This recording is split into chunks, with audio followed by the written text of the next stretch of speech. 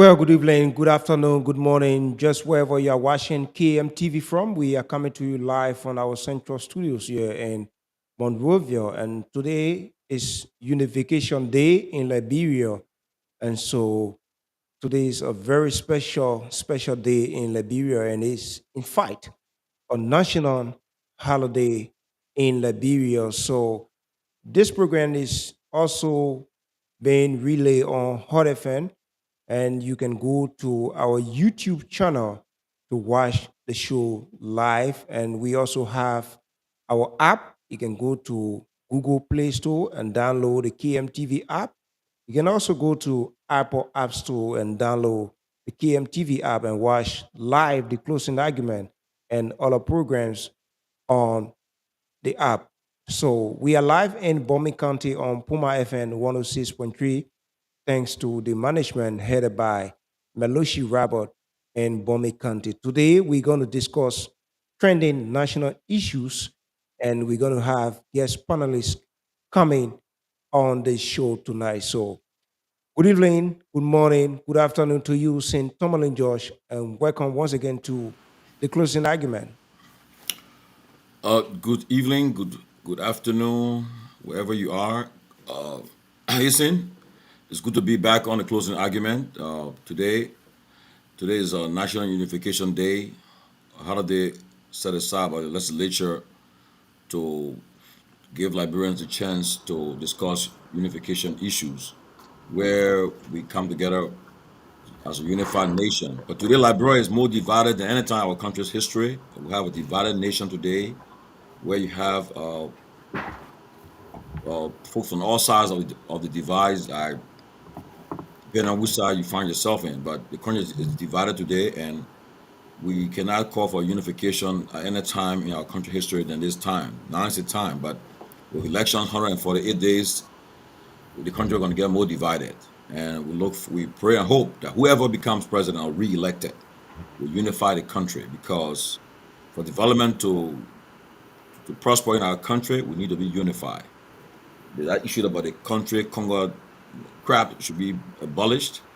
Issue about tribal politics should be abolished, and let us consider Liberia as one nation, indivisible, with liberty and justice for all. But again, it's a good day in the state of Pennsylvania, the USA, where I am, and the sun shining, and good to be back. Welcome, Dr. Henry Peabody, and also the rest of the panelists that's joining us. I was expecting Keff Hassan. We're expecting Jackie McCay. We'll see also our brother from the CDC, Sylvester Peewee. And we're expecting a guest panelist today from the Alternative National Congress, and by extension, the CPP, Duke Estrada, who just from Liberia, and he's been on fire for the ANC, making the case for Cummings' election. We'll have an interactive engagement today. So we expect this day to be an interactive program, and let us get the ball rolling. Welcome, Peewee. Welcome, Peabody. You guys, any opening thoughts? Well, I'd like Pee Wee go ahead first since he's our guest panelist. I'll let him go ahead first and then I'll come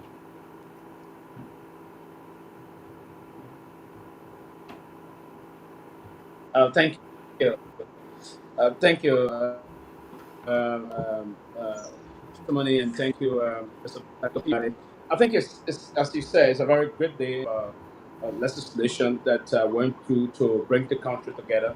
I think that's part of the fact that the country is moving the way it's moving. I think we stay very well united. I have no doubt in my mind that Liberians are good. I mean, it is expected. The war is over. People do throw punches during the political season, but I think that this does not have the proclivity of dividing the country more deeper. No, I don't think so.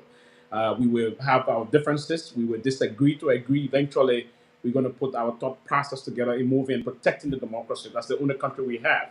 So I can be a citizen, a passionate one, supporting the president's vision and re-election. But again, I should be very well tolerant towards the view of too many George, Dr. P. Valley, and the rest of the folks. And that's why I make liberal. And that's the pluralistic democracy we all yearned for yesterday. The multi-partyism is part of the process of exercising our political franchise. It is the way we disagree to agree, but our disagreements should not move to undermine the peace of our country. It is important that we protect the integrity and the sanity of the peace of this country.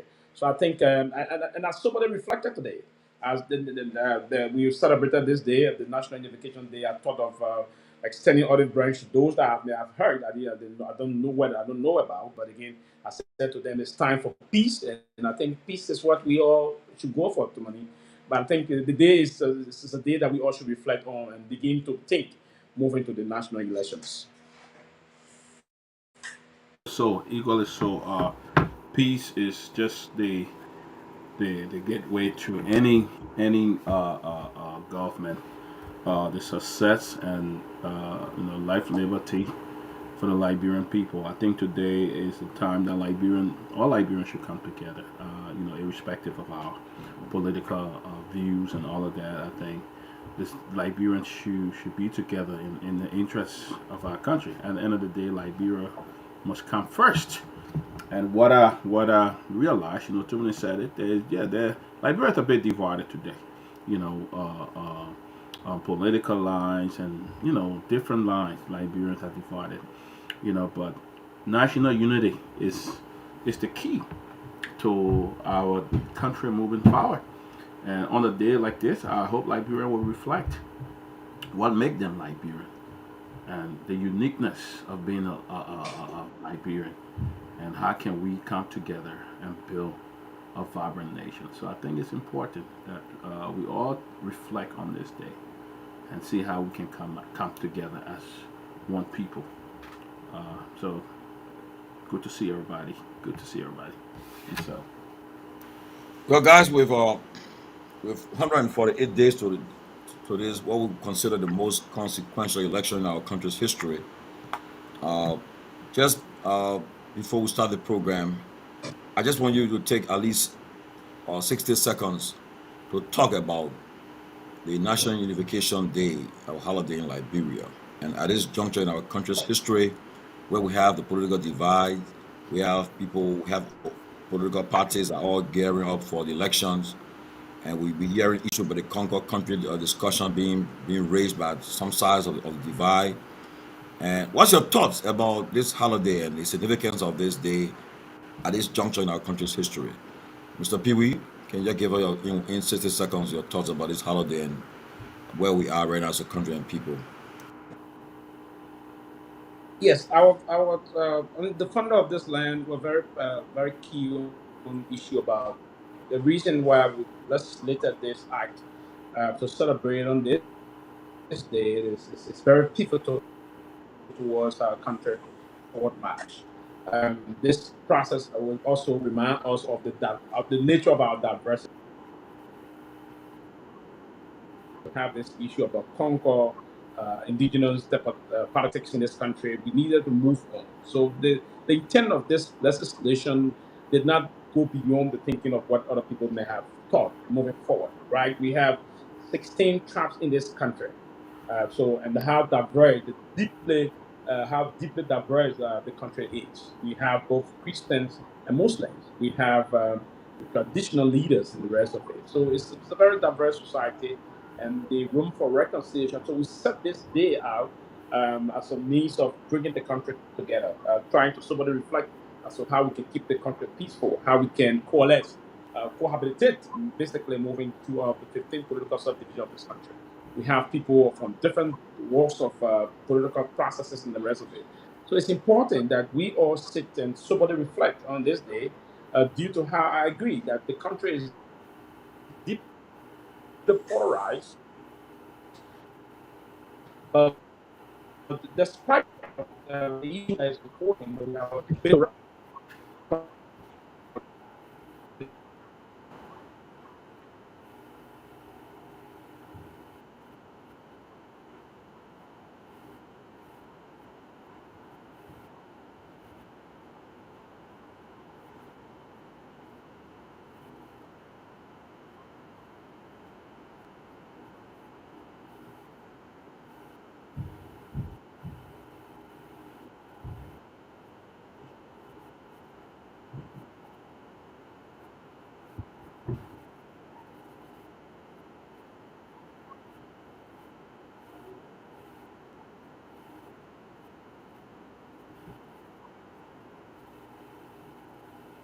Dr. Peabody?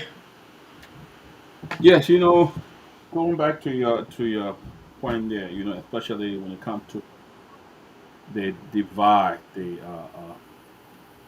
our divide. I know we may be divided or disagree politically, but when it comes to this ethnic division, this hunger and country thing, I think Liberians need to grow of the bit. I think we have passed that for the last uh, uh, 15 or more years. We're in war, and even up to now, we have not seen our country move forward. And with this kind of ethnic divide, oh that Congo man, oh that country man, oh that this. I mean, Liberians are Liberians. I don't care where you were born, where you live, or how your parents came out, what they came out. You are Liberian. Nothing will change that. Developing a style or trying to put somebody down because you were successful or because of certain name, it doesn't make no sense at all. I think Liberians, we need to pass that, because those are the things that brought division in our country, brought civil war in our country, and all of that. I think at this time, it's about all Liberians coming together, knowing that they are Liberian and try to build a vibrant nation. But this issue of division, I hope that this day will help us to reflect that being country, being conquered doesn't mean anything. I think what it means is our country is more important and our country can move forward. So I really hope that Liberians will reflect on why unification is and how we can come together as a people and continue to build our country. I've been destroyed for the last 20 years, civil war, and we are still trying to recover. I think we need that national unity to come together and do it. Okay. We see you guys can hear me. Peabody, I We can can hear hear you. you, yes. Yeah, yeah, I can Okay. hear you. Okay, we want to welcome Estrada Duke, JJ from the opposition ANC and by extension the CPP. Duke was just in Liberia over for almost a month, and he touring the various counties in Liberia. One of the strong advocate, the strong supporter of Mr. Cummings' presidential bid. He's been making the case. He's been on fire. He a firebrand for to ensure that the ANC takes power. And today will be an interactive debate. We see Sylvester Peabody from the CDC is here, and we're expecting Keff Hassan, and we'll see how this goes, especially so what's happening in the last 8 hours. But Duke, welcome and also congratulations on your graduation. Uh, Kudos to you. We're that's a good step forward. Congratulations, and we Thank look you. forward to having an interactive debate on the future of our country, especially with 147 days to election, where we want to either see a re-elected president. We are all elected President Boaka or elected President Cummings or Gonglo. So let's make this program interactive and very interactive and encouraging. But before I bring you on, just to close on the issue of unification, President George Weah said in his proclamation, he noted that the government adhered to the principles of justice, equality, fair play, and equal opportunities for all, regardless of tribe, clan, section, creed, economic status, so that Liberians can be united. In any, he said, the statement he recounted that be mindful of the years of civil strife in the country and its harmful impacts on the people of Liberia, it becomes imperative that all Liberians embrace the noble ideals enshrined in the Unification Act to promote unity and peace amongst them. Whether the president's statement whether meaningful at this time, what he says what's happening is another day for debate. But I just want to recognize the president's proclamation. But before we go into the program, just give a little thoughts about unification, National Unification Day today. Well, I think this is an important day for our nation. It allows all of us to kind of retrospect on things where we've come from and what we can do together as a people. I'm sure that the concept is about focusing on the bridge that unite us versus all the divides we've seen. I look forward to a day that all of us together can sit and talk about issues impacting Liberia without the divisiveness and all of the labelings of the native and Congo and all of those kind of conversations. So for me, I think it's a great day. Whether or not that we have actually lived what we actually preach in terms of unification is a different conversation. But overall, I think the concept of it is great, and hopefully we can continue to build upon that. Great. Guys, let's get into our discussion. Look, with 148 days to election, uh, we are at a critical juncture in our country political history. On October 10, 2023, Liberians will go to the polls to cast the vote for what we consider the most consequential election in our country's history. As I said, either we have a re-elected President George Weah for another 6 years, or newly elected President Joseph Boyka or Cummings or Gonglo. But the last 72 hours, a lot of things have taken place in our political landscape. We had the ANC's, by extension, the CPP Liberty Party convention took place in Nima, and we came from out of that convention saying that they promised the Liberian people to have their running mates announced in 14 days, May 27th. Liberians are still trying to find out who will be the running mate for Mr. Cummings. We already have President Weah and Madam Jua Taylor. We have former Vice President Boyka and Senator Jeremiah Coon. But yesterday, people consider it was a blow to the ANC, CPP when Senator Yombly Kanga Lawrence, who they have been quoting for the past couple of weeks to be part of the ticket, came up and endorsed the bid of Vice President Boyka and Coon. And in her remarks, she took a jab at the CPP standard bearer, especially the issue about the conflict in the Liberty Party and what transpired in the last couple of years. Also took a jab at the chairman of the CPP, Mr. Chairman Ability, and also she did not call name, but when she said so heavy political hands were involved, we know she was throwing a jab at the former president because she was also involved those deliberations. But gentlemen, where are we now? What happened? What's happening with in the ANC CPP? You think they will come up with a standard bearer on the 27th of May? And if that person is named, you think it will shake the political race? What's your thoughts? We'll start with you, Pee Oh, Wee. Yeah. Let me do last since his party. Pee Wee, what are your thoughts, Pee Wee? It's quite unfortunate currently what we see in our political landscape, right? And this we want to, and some of us have been involved, and I'm one person that has been very engaged in the Liberian political process, deeply involved with it. And the current unfolding event in the CPP or the ANC is quite unfortunate, and nothing going to change. This is saying to you that Mr. Cummings is completely out of touch of the political happening in the country. It's quite unfortunate to have a major political institution that will be crumbling and this and that in complete disarray about the selection of pick of a running mate. That will speak to you that they lack appropriate mechanism in terms of structuring policies. He doesn't understand the way he headed. He doesn't understand the bureaucratic procedure in establishing those issues. He lacked the process of understanding the deeper deeper trend of events in terms of political party movement and the involvement in the process about going after people to recruit the mobilization process about putting into place an appropriate functional architecture political mechanism or machinery in place to be functional to challenge what I refer to a very robust and competitive ruling establishment. So that's one of the things I'm saying to you. Now, they've been all around the place. Imagine they are chasing after Charlie Bronsky, who is just a rookie in politics, who's trying to navigate her way to get a seat in Grand Bassa County, in Buchanan City. And then she even, I mean, it's terrible. It's quite unfortunate. So this will say to you that Mr. Comey is completely out of touch. Mr. Comey does not understand what is currently unfolding. So if I were Mr. Comey, I would back up the process. There's going to be nothing that's going to change for him. Now, this is what you listened to Mr. Benedict yesterday. Was trying to, you're struggling to even, and you are angry. You could sense anger in his voice. And he said he's running again to the Supreme Court. Mr. Benedict will get tired. This Supreme Court will not always help you.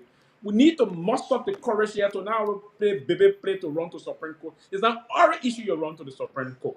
The lack of leadership, the fact that Mr. Cummings does not inspire, the Supreme Court will not push Mr. Cummings to choose a running mate for him. It's unfortunate. I don't want to go to the line of Youngly throwing jabs and the rest of it. I have said, and I predicted all of what is unfolding correctly, Dominique. I predicted then that there will be a complete turmoil within the opposition political establishment. I predicted this. While also I said that Mr. Cummings will be the last man to pick a running mate, probably. And maybe you may not want to say, they may even come after you, too many judge, on a serious note. He may even come after you to say, oh, we want to take too many to be our running mate, because he has no option now. They're going after Charlie Bronski in Norway. They attempted to to go after some individual that we don't want to come name here. And yes, so the political leader, the would-be political leader or the presumptive political leader of the Liberty Party is saying that some big hands showing Java, madam. Yeah, there was an attempt from the former president to bring Madam Kanga on board. We learned that from distance, and that was quite unfortunate and also unsuccessful move by the former president also. And this is saying to you that, and that's what I said the last time. You can bring all of the opposition together. You bring all of them together. You bring Cummings, Boakai, Tike. George Weah will decimate them because President Weah is contesting on his record. This is not about the process of the opposition being tapped out. No, it's not about the opposition being disintegrating on a very high speed. It's the process that the opposition lack structural leadership. If a leader cannot inspire, he don't want to be a leader. And that's what George Weah does. George Weah inspires. George Weah got the tendency and those leadership attributes. And that's the reason why he's moving on, because he's passionate about leadership. He believes that lifting the people from poverty is very pivotal towards our forward march. He's part of the process, the pluralism that we all spoke of. And that's why he's protecting the democracy. He's protecting the workforce of this country, is showing that road connectivity and economic viability is very paramount to his administration. So these are the kind of things we want to see happen in the country. We cannot Wow. sit idle and believe that we will listen to those loose players, those opposition that cannot connect. Then we get distracted of the issue. The president is very sensitive towards the forward march of this country, and it is important. And that's the reason why the president want to knock them off in the first round. It's clear. With what is unfolding currently, all the things you're doing, we're going to go after them, and we're going to knock. It's going to be a technical knockoff. But the Cummings and his team going nowhere. I will ask my dear brother to rethink his support process. Unless he just graduated, maybe we can make use of his skills and deploy other things and allow him to do some work within the new establishment of the president. Wow. We lost Sylvester Pewee, former Assistant Minister Sylvester Pewee, a diehard supporter of the president and the CDC. I can tell he'll be fiery tonight because Duke is no small potato when it comes to defending his party. So, but we're making lies. But Dr. Peabody, you just heard Sylvester Pewee. He's slamming the ANC, even calling on Mr. Cummings to back off from the race. And he said that President Weah would disseminate his opponents in the election based on his record for the last 6 years. What's your thought about this ongoing debate? You muted. To selecting a vice president, I think it's a gradual process, and I think it's some process that have to be steady. We saw that Mr. Cummings, the ANC, had reached out to different different parties. One of the things that they did, I think, was trying to bring the opposition together. We saw the Young Lee saga, and they even tried to reach out to her. That would have been a great unification, day celebration. But we saw that she rejected that. But I think when you are selecting a vice president, it's a process that you should be very gradual. You be very careful about. So you want to bring somebody who will really be able to unite and represent, or even to lead you in the last minute. And I think it's a gradual process. I don't think anybody should rush to do that. And I think if the ANC is taking their time, I don't think it should be sent. But looking at the nation, one thing I asked the question: are Liberians better off today than they were 5 or 10 years ago? Are they happy? Is the government providing everything for them? That would be the determining factor here for the election. The Liberian. Are we better off? Is our family better? You have 10 to 15,000 students that graduate from university around Liberia every year. What do they have a job to do? What is their situation? Their parents spend hundreds of thousands of dollars send them to university. Where's the jobs? Do we have investor in our country that is creating jobs? Those are some of the things that Liberia is going to look at comes come October to see whether So I can speak when it comes to what have the President Dubba, people who live in Liberia, people who know in Liberia, they can see what's going on. Yeah, I would give the government some credit. They did some roads, some other thing there. But what about the livelihood of the Liberian people? Are the basic needs being met today? If so, that would be one of the determining factors. So I will stop there. Well, Duke, you just heard Sylvester Peabody from the ruling CDC. He just slammed the CPP. He threw a lot of jobs at you guys. In fact, he's even asking for the Cummings to back off the raise. But let's go into the debate. Many political pundits are saying that the fact that the CPP is yet to come up with the vice tenor bearer, the fact that they were waiting for JMB to announce, and then after JMB didn't announce, after he announced and whoever he was left on the table, the ANC went after it, but apparently they believe that they haven't gotten it, and up to now they have taken it to the 27th of May, but he just gave made some strong statements about why they should be reelected, and also why you guys have yet to find a vice running mate. What's your response to Mr. Peewee? Hope he can You come know, back on the show. Tomlin, when these guys are talking, I try to differentiate between, if they're sitting under the Palava hut and discussing militant politics versus reality, right? Because if this is a former minister under George Weah, then it explains why we've gotten, to the depths of the economic issues that we have in that country, because this is not a true representation of the kind of Liberia that we want to build. Because the Liberia that we're seeking to build has to be based upon credibility. It has to be based upon people who understand what they're talking, and not a bunch of cheerleaders who are lauding the efforts of an inept president who continues to be one of the poorest performer when it comes to leadership across the continent. Here are the facts. First and foremost, there's a process when it comes to selecting somebody, right, to represent our nation at the highest level. In the case of Mr. Cummings, he does his due diligence. We have a plan in place, we have a process in place, we have a vetting structure, we have a committee.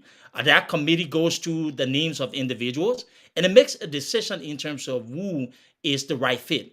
The key here is we're not trying to bring a form of leadership that mirrors what we've seen over the past couple of years.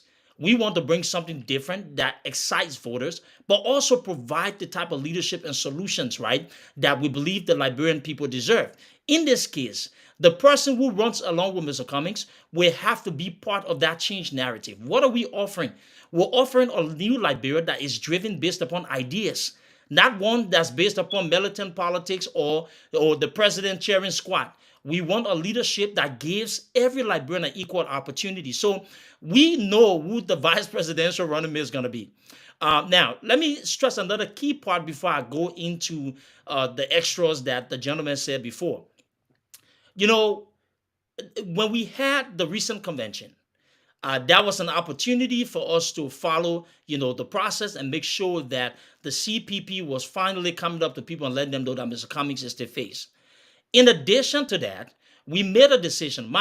There's nothing in the Constitution or in this process that says a delegate cannot introduce a motion and then a determination can be made in terms of when the standard bearer can announce his pick. At that convention, to respect the will of the delegates, Lafayette Good, the former chairman, introduced a motion and talked to delegates, right, about extending the time or giving the standard bearer a time, right, to announce his pick and in the county of the person who is going to be chosen as the running mate to Mr. Cummings. I don't think it's a bad thing. I think we love the attention. We really do. We are excited that the Liberian people are interested in who Mr. Cummings is going to nominate or choose as his running mate. That's something we continue to enjoy. And at the appropriate time on the 27th, we will make that available to the public. But, Tommy, I don't believe in cheerleading. This is why the things that I do in terms of social media, my support of Mr. Cummings, it comes from conviction, it comes from passion, it comes from the truthfulness in me. I don't need a job in Liberia. I think I'm qualified to work anywhere that I want to work. In addition to getting education, I have worked more than 15 years in this financial industry, right? With a lot of destinations. So I think I have what it takes to be able to earn on my own. But I was just in Liberia. When you say that the Liberian people are going to vote for the president based upon his record, then I am led to ask, what record exactly are they voting the president for, for another term? Is it based upon economic success? Is it based upon the proper development agenda that has created a vast amount of jobs in the private sector? Because I'm interested in knowing, because the truth remains that more than 90% of young people in that country are unemployed. The truth also remains that the public servants in that country are not getting paid on time. The fact here is that we still have a government that is struggling to actually fulfill when it comes to the Liberian people. So when we're talking about success and the president record, I'm really interested in knowing for a second, what exactly is that record? Let's talk about roads. I rode and drove across the country. I drove across Montserrado. I am telling you today that I am sick because of the road conditions in that country. My body was vibrating throughout when I was driving on the road. Let me put it in layman terms. The roads are terrible. One of the things that I was afraid of before going to Liberia, I thought that the Liberian people have bought into this narrative that George Weah was actually constructing roads. When I got in the country, I knew that it was a fallacy because everywhere that I went, there were issues with the road. So I'm really interested in knowing what records, because the National Port Authority, that is the gateway for the nation's economy, that road is completely destroyed. So I'm interested in. So overall, let's talk about those specifics in terms of the record of the president. What are the Liberian people satisfied with when it comes to the current administration? That alone they cannot present, but instead they jump to praises and empty talk and all the militant stuff. But we want to simplify things and point to specifics in terms of what is it that George Weah is doing different than the Ellen Johnson administration.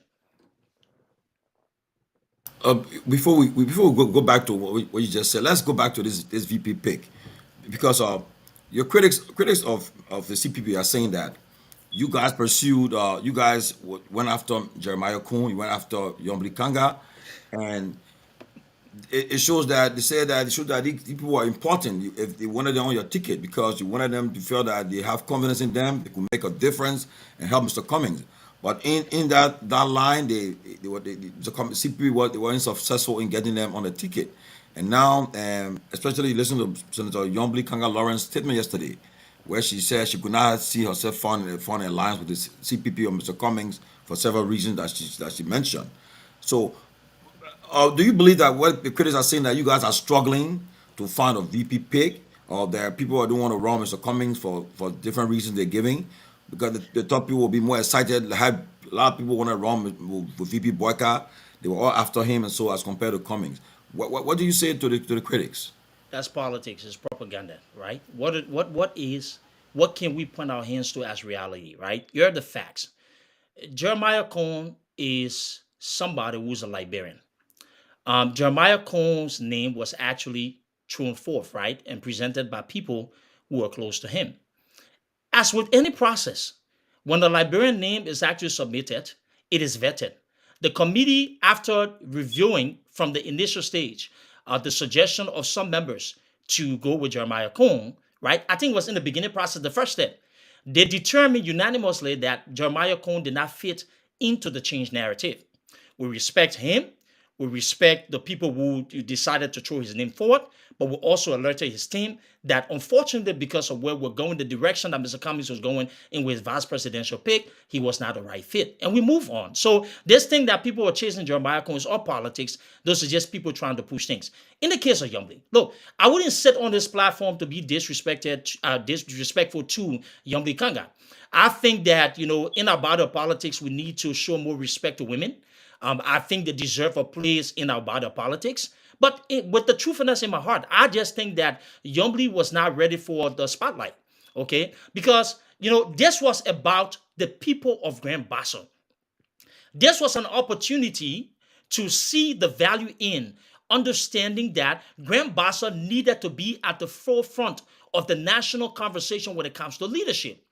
Yombli Kanga decided to put her own interests ahead than the people of Grand Bassa. In addition, we were not going to buckle or sit there and allow people to make decisions that was in their own interest. We respect Yombly, we respect her decision, but Liberia is a big country and there are a lot of qualified people that we believe will fit into the narrative. In so stating, Yomdi Kanga made her decision. It does not end the Communist campaign, or it doesn't mean that the Communist campaign does not have people that it trusts that can actually run on the mantra of change. So what happened here is that we wanted, or we saw value in the people of Grand Bassa. We saw that for too long, the people of Grand Bassa have not been respected when it comes to our body of politics.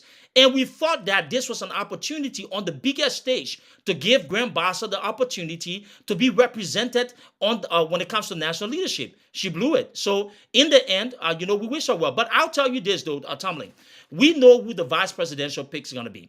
I know there's a pending political tsunami because when Mr. Cummings announced the vice presidential pick, it is going to represent what Liberians always wanted from Mr. Cummings. Let me say this on this show because I know you guys have done a good job putting something together. I think the best show than Spawn, if you ask me.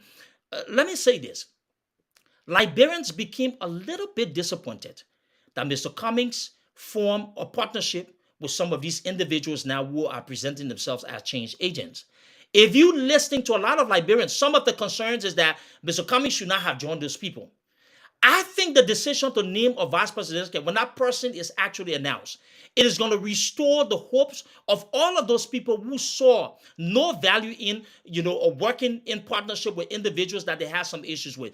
I believe for the first time in Liberia, the Liberian people will have an opportunity to see a ticket that is free of corruption, or ticket that is free of ineptitude, or ticket that represents the new Liberia we're trying to build. Not a one that consists of individual who goes into donor fund and steal from our international partners. Not a ticket that breeds a president who does not understand the enormity of creating jobs in the country.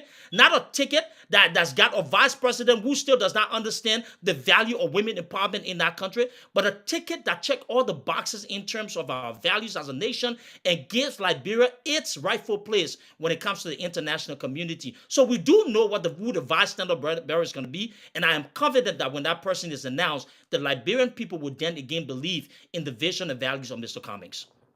Wow, wow, that's lot to unpack, though. We expect in the next 13 days to see a lot happening. The political landscape, according to Duke Estrada JJ from the CPP, is going to shake, it's going to shift, and there'll be a political tsunami. And Mr. Peabody, you just heard Mr. JJ. He slammed your administration, your government that you support. He slammed it in a strong response to what you said earlier. But you just heard this guy. The guy said they're going to come up with a VP pick and they're going to shift the political landscape. And he also talked about the record of the president and the CDC that have been in power for 5 years. What do you say about that?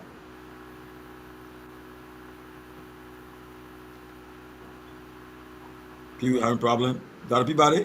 Why are you Yeah, waiting for let him? me let me Go categorically ahead. refute and condemn Peabody, everywhere go and ahead. You put it tell me, into Peabody. well structural Well, interesting what structural. he said because he touched on a lot of important Yes, let me factor here. And he talked about the naming will be a political landscape. You talk about the batch of people have been deprived. I'm not trying to talk on this tribal line, you know, but I'm looking at what Yumli did for the Union Party, what she was involved and how she took a risk. She was willing to go the extra mile. I think on the gender side, it would have been something great. All for the people of Bassa, it would have been something great for them to have a vice president. But she was totally left out, and you guys came in and said, look, we're going to give you guys another opportunity. We can work together. We need to form. Yesterday, the chairman was here, Chairman Bennington was here. And one of the things he was talking about was opposition unity. Because without opposition unity, it will be almost impossible to unseat President George Weah and come October 10th. So, Duke, I would just put that back to you. I would just ask you a question. You know, what do you guys plan? How do you guys plan moving forward? You talk about the tsunami that will be in Bethel when the candidate is named. what is the plan for you guys moving forward in order to unseat President Weir? Dr. Peabody, thanks for the question. Again, let me just make it clear that, this platform is one of the platforms that I have, a lot of respect for. The class that you guys continue to build, the level of independence you've shown, and I must acknowledge the respect that I have for y'all and everything that you're doing to educate the Liberian people. Dr. Peabody, one of the things that was frequently stated during every ANC conversation is that not one vice presidential pick is going to decide how Mr. Cummings or when Mr. Cummings win this election. What is going to define or what is going to put us in the position to succeed is a combination of things. Number one, messaging, but it has to do with the aggressive grassroots campaign. That's why I was part, a critical piece of the ANC mobilization efforts over the past a year or so. We started this process going into several communities, districts in Monserrato and outside of Monserrato. The strategies that we've used, the relationship building that we've used, the conversations that we've had, I think it gives us an opportunity to be prepared. But I will also say this. The CPP is preparing for one of the most aggressive form of campaigning that we've seen. If you look across the country, you see a lot of people from the diaspora that's actually in Liberia. What have these people done? They've actually gone into the areas of influence in Monserrato, outside of Monserrato. They've tapped into the network and they've actually been in the field. I was in Douala Market and I actually engaged people in the market. I still have relationships and contacts from people I engage. I was in District 17, my district. I was in the communities. I was in the churches. I was at the high school. I'm actually building a basketball court for Ato F. Kula United Methodist School, not part of the ANC, my own initiative as well. In addition to that, I was at Redemption Hospital working to put a maternal closet in the Redemption Hospital that's going to provide free items to pregnant women or women who need this help, right? At Phoebe Hospital, we started more than a year or two ago, wherein we started the maternal process, wherein we provided opportunities for women who could not afford those items that the hospital needed to even treat them free of charge. They get that. So this is the kind of work that we're doing, and we believe that the relationships that we've built, right, will be able to tell a story. One final point here, Dr. Peabody, I think is very crucial for people to understand. What you hear on social media versus the realities on the ground are two different things. The Liberian people are yearning for a conversation from somebody who can tell them how they will deliver them from the George Weah nightmare. It is factual. One of the things that I did in Douala Market, when I went initially, people did not want to be battle of politics. But I stood my ground and I had a conversation.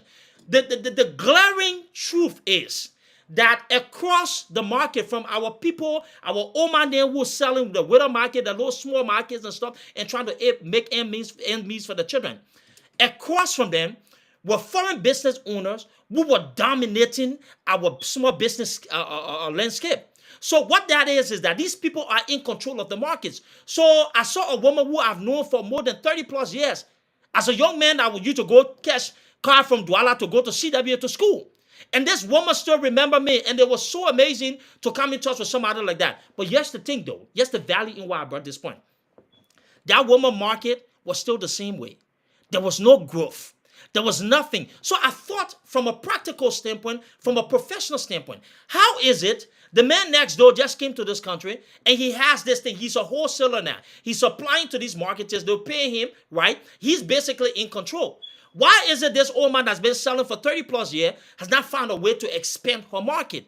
The truth here is that we lack leaders who have the vision to drive a vibrant private sector. This is the value addition of Mr. Cummings. How can we put our small business sector in the hands of the ordinary Liberians so they can take control of our markets and create the jobs? This is the reason why the Pro-Poor Development Agenda have not created a single job in that country, because they don't know how to do it. They don't understand the dynamics of creating people who will be valuable pieces to driving a private sector economics. The only thing they're concerned about is enriching themselves and destroying our country further. So when we talk about people voting George Weah on his record, they're going to vote him out because they believe that he does not have what it takes to drive economic success. And that's the key issue.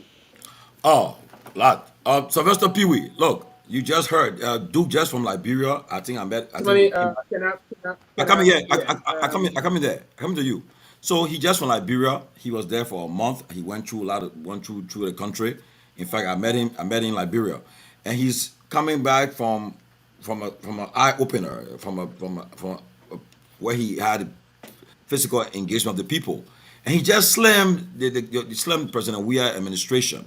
Because don't forget, the CDC ran on the agenda of providing, empowering Liberians and making, for them not to be spectators in the economy. But he just gave a story about that lady. That means she's still spectators in the Liberian economy. And he just slammed he slammed the CDC and President Weah. He said that they should not give them another 6 years. I mean, how do you respond to that? Because I mean, he's giving his, he Yes, giving, yeah, go ahead. quite frankly, you sense the deception in his voice, and that's part of the unfortunate scenario here. He's talked about 30 years ago. He been knowing the lady. Number one, structurally, the very dollar market, the entire structure, the position of the structure have now changed from a makeshift market that he knew before he left to the U.S. whatsoever to a modern complex now. He didn't mention that. That's been very deceptive, and these are the counterproductive mindset we have in our country that try to undermine the democracy of the country. The structure of the market he saw, he was very deceptive to not acknowledge when he used to stand up to school, it was a makeshift market structure. Now it's a modern $4.8 million modern market, state of the art market. Now, yeah, is it? So I mean, everything he said is totally a mischaracterization of the reality. The lady he's talking about is a ghost lady. I believe he's talking about.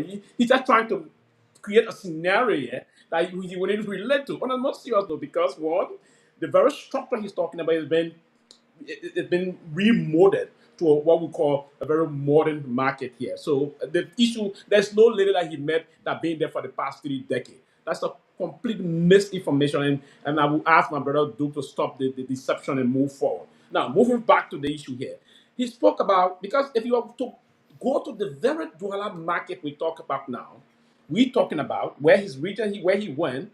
A lot of the marketers and those individuals that used to be the old dollar market side, they would rain praises on this administration and the president of this republic. The last time, and I did a video tutorial, and that's why we will say we will give exhibits. Not coming, somebody not coming give what we call half-baked informations. Those half-hazard informations that would not relate to the realistic unfolding events that were meant to just undermine the government. We wouldn't take them seriously. There are video evidence that have been published around by independent media. Go and see the dollar market. Go and see the 14 military Gorbachev market. Go and see the market in Oro and the rest of it. Go and Duporo. Beyond that, we've had what we did was to lift those market women and create the ambience where they would sell and their kids would go to school. They will have health sectors in those areas. The dollar market he knew before. It's not the dollar market we have now. There have been an intervention of $4.8 million US dollars to monitor that particular dollar market. Yes, we have most of our women that are now involved into the economic activities here.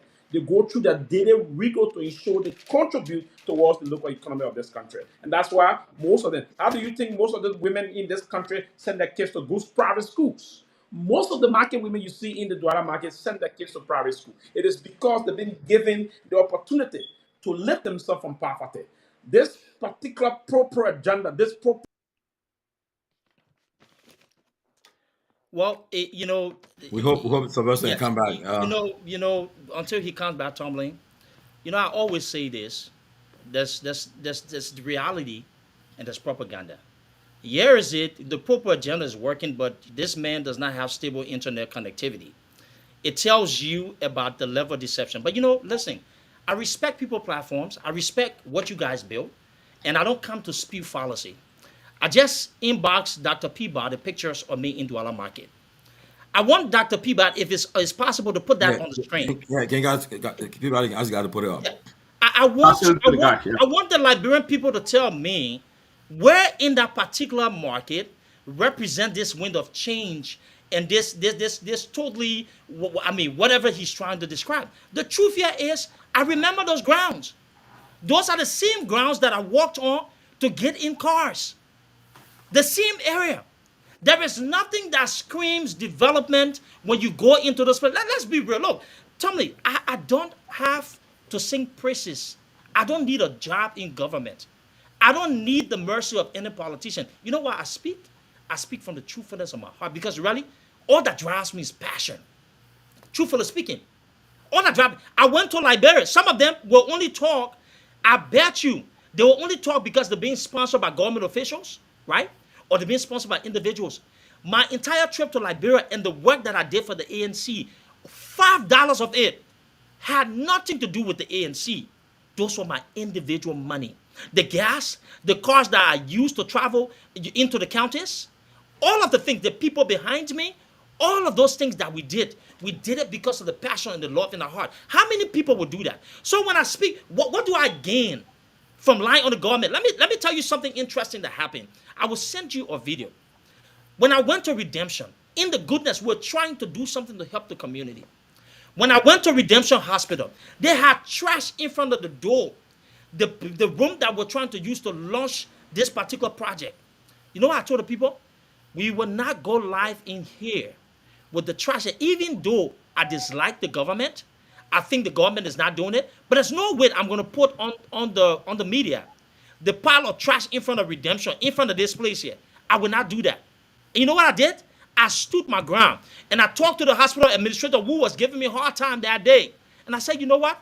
This does not represent what we're trying to do. It drives people we're trying to. So people like us, we do this for the truthfulness of our heart. But you come here and you talk about, oh, 4.7 million. The truth here is they built a market that no longer works. There was not, they didn't think critically about what they were doing. So if you look at it now, you cannot even tell if any market's in the paper because the people are still selling on the roads. The places are still looking the same. Structures are coming on the main road. If you go into Douala Market, the pictures that I sent you, pray tell me, this is the heart of Douala Market. Pray tell me where is the change and the development that he's talking about. This is just recent as of 2 weeks ago. All right. So we have to be truthful. Look, I'm not here to bash the government. I'm here to provide solutions. That's why I have told you what we're pushing, Tommy, what Mr. Cummings is pushing is a new way of leadership. We want to focus on private sector development. Mr. Cummings' skill set is driving results in the private sector. This is why they name him the fixer, because he understands the dynamics of creating a vibrant private sector all through his experience, even in tough African markets. That's what he has done. That's how he's gone about being successful. So the issue of Liberia and all that we face in terms of the challenges can be resolved with a visionary leader like Mr. Cummings. I would have thought that the gentleman had proved to show us actual tangibles and results because the numbers don't lie. The numbers show that Liberia, amongst all of its peers in the sub-region, is poorly performing. Liberia is still considered one of the poorest countries in the world. In terms of governance, we ranked at the bottom. Have you seen the U.S. government indictment of the Liberian government? It is clear. Recently, the ambassador said some of those same things. So our friends who support the president are living in a dreamland scenario and they're not being truthful to the president and the people of Liberia.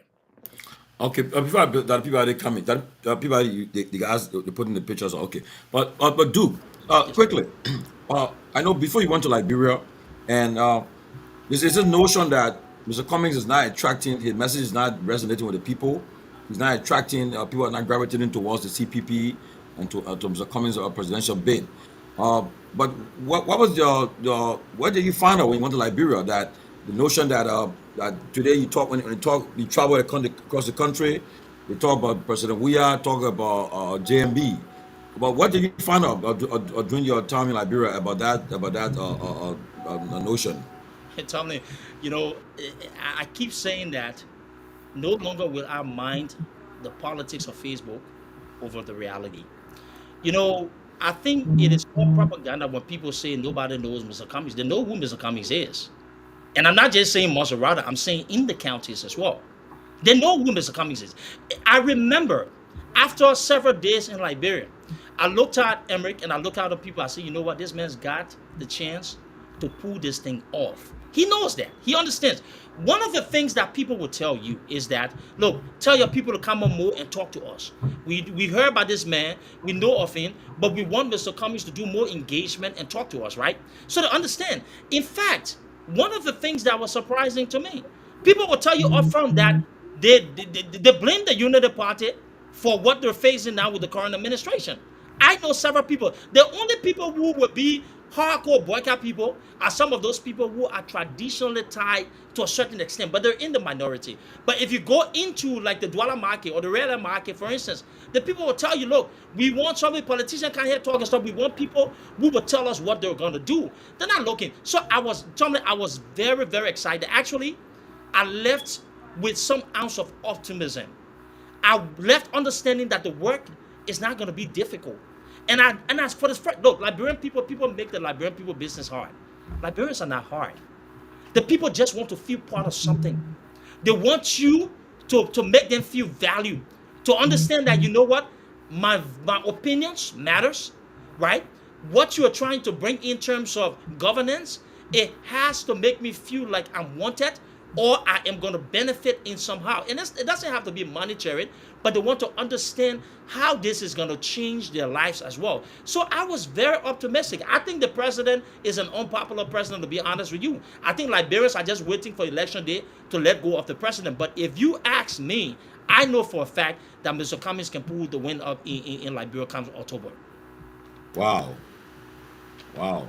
Sylvester Pee-wee, Peabody? Yeah. Sylvester, let's give Sylvester the opportunity because he went off. Yeah. You're mute. You're mute. Sylvester, you mute. Thank you. Thank you very closely. Now, listen, Duke, I'm going to Duke or whatsoever, he's saying, look, coming is out of touch when it comes to the politics in this country. It's clear.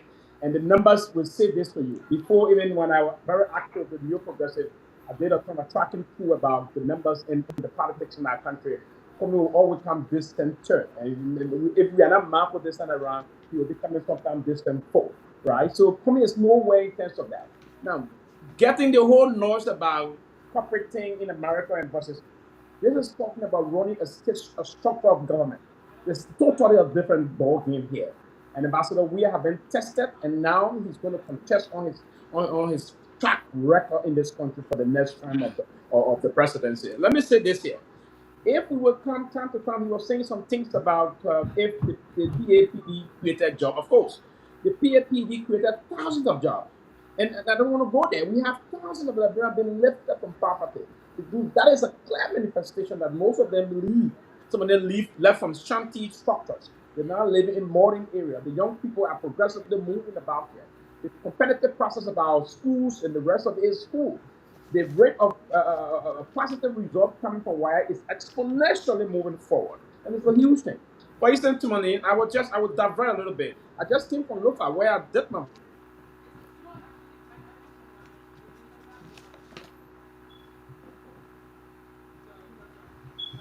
The internet seemed to be a little problem. But Dr. Peabody, this is actually proof that the pro-poor development agenda is not working. You can't even tell us what your president is doing without your internet connectivity becoming a problem to a show wherein people are yearning to hear these things. It shows the level of deception that this president, who is supposed to be the greatest president as they present him, cannot even solve the issue of internet connectivity. But I like to seize the opportunity before you come in. This gentleman says that the pro-poor development agenda has created a lot of jobs in the country. You know what jobs it has created? The rising issue of disadvantaged youth. Everywhere you go in this country, you see unemployed young people who have been victimized due to the harsh economic conditions. Where are the jobs? The professionals in that country that cannot find jobs. I know a lot of them. So pray tell me, please come and tell me, where is it that this job or these jobs are being created? Because the truth shows there are no jobs being created. This is the fact. Also, he talked about doing an individual pooling. Now, pray tell me here, who listens to a pooling conducted by somebody who's supposed to the president? On what basics or level of professionalism can we use a pooling conducted by a man who lives at the mercy of the president of Liberia? I mean, I'm really shocked. This is ridiculous. We need to state the truth. And you see on the screen here, this is Douala Market. I want people to tell me what in that market represents anything in terms of development. Look, we need to be truthful. Except politics aside, when you come and you say these things, this is the grounds of the Douala Market that he's talking about. I was there supporting. I didn't go in the store to go buy from the Lebanese man. I went to Liberian small business owners to patronize them, to support them, to pour back in the economy because I knew what I was doing. But if you see, the people are selling on the ground because the government did not do enough in terms of feasibility studies to understand. This is why we said the government continues to struggle. The government does not understand the enormity of the issue. Tell me, you live in Delaware, you live in other places. When the state is undertaking a major infrastructure development, there are a lot that go in terms of the economics and considering how the people who will be using that place can positively impact the economy. They take into consideration a lot of different things. Clearly, they didn't take into consideration when it comes to the feasibility studies.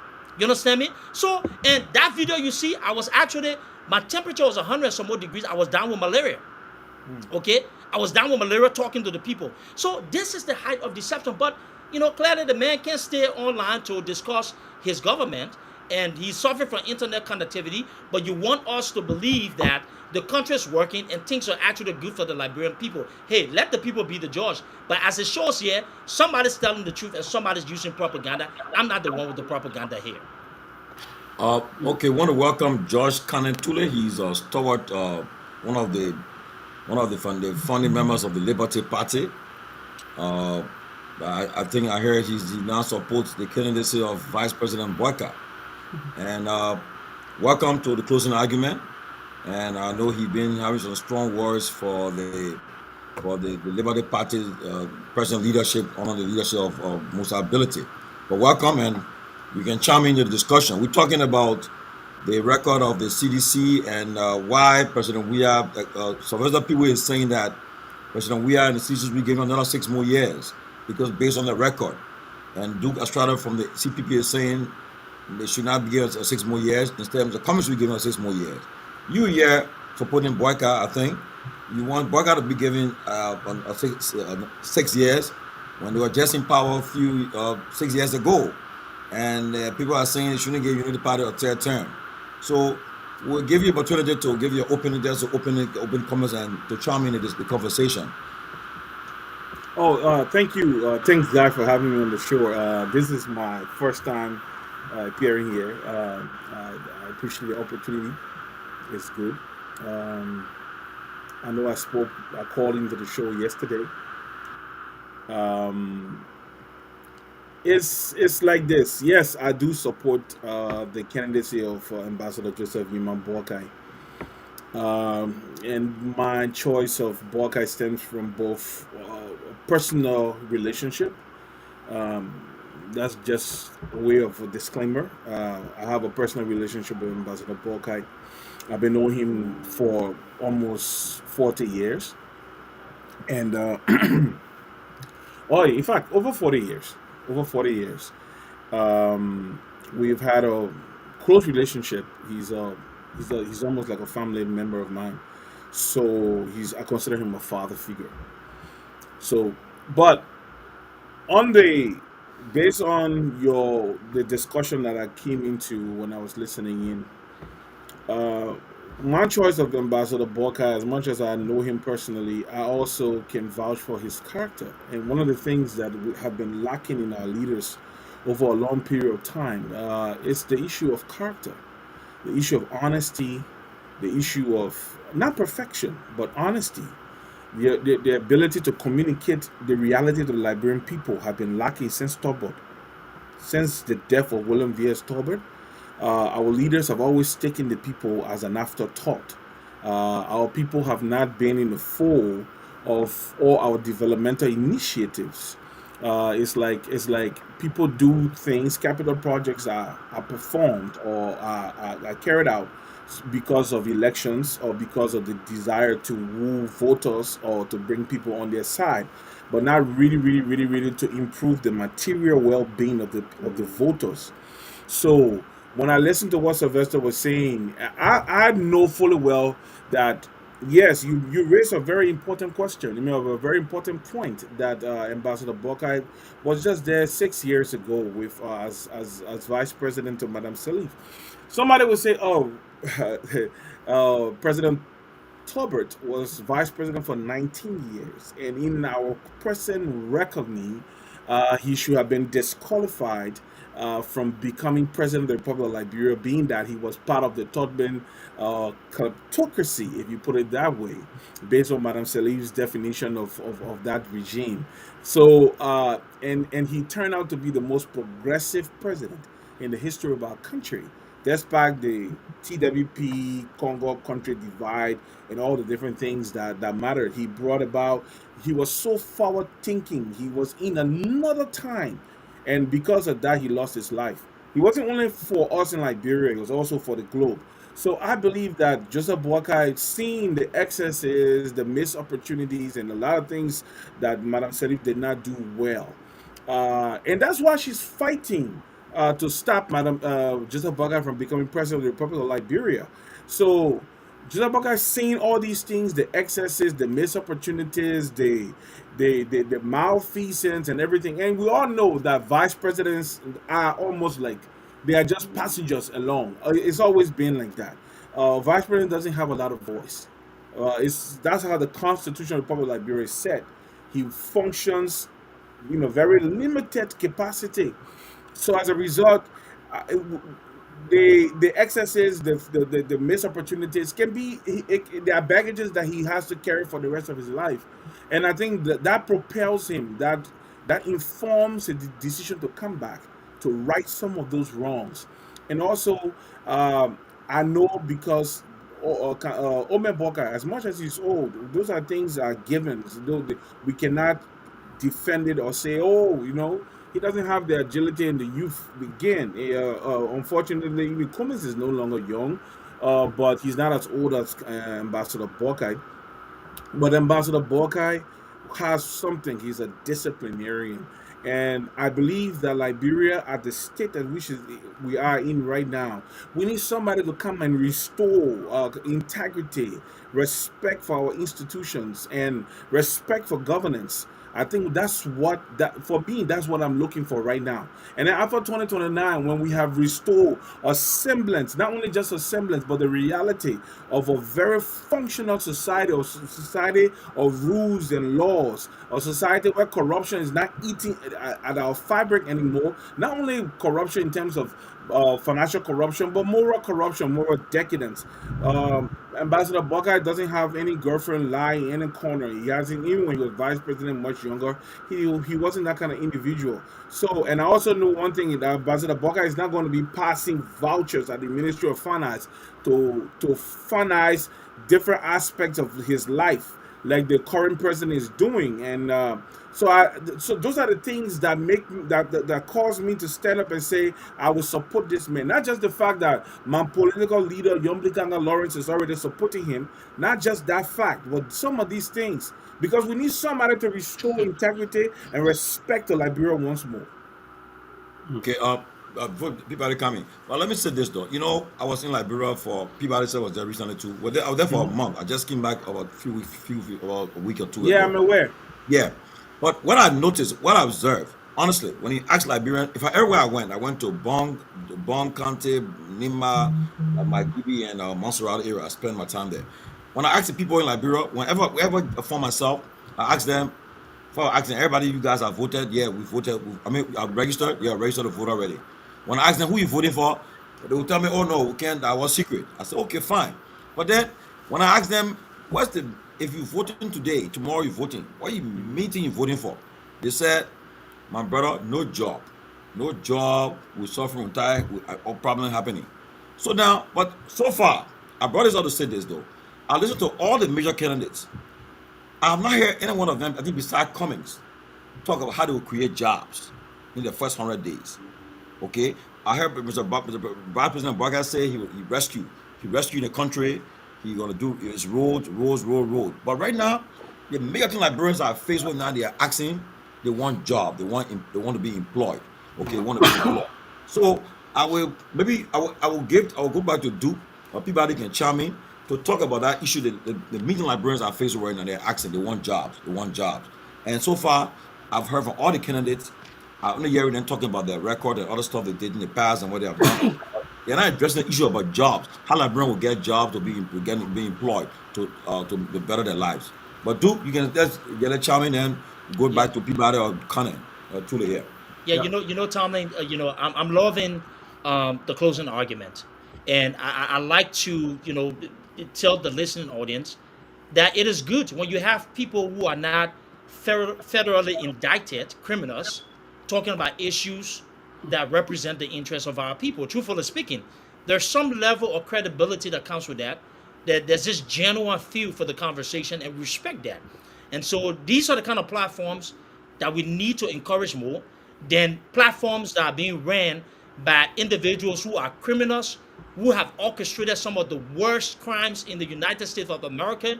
And I just want to laud you guys' effort because I think with this opportunity, we're there to talk and speak about the issues. But let me go further. You're right, Tomlin, when you said Mr. Cummings has been the only one talking about jobs. Why? Because this is what he does. This is his strength. Private sector growth is what Mr. Cummings brings to the table. He has said it. He talked about raising the budget to $1 billion. Suddenly, everybody thinks now that they know how to do it.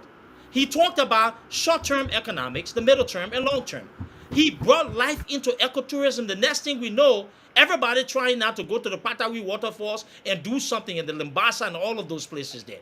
Mr. Cummings sees value in the average economy. What do I mean? Liberia, like he said, is not blessed with the five-star structure, those big things that we see in other nations. But you can't wait till we get there before you start gaining economic traction. What do we have the most? The natural environment.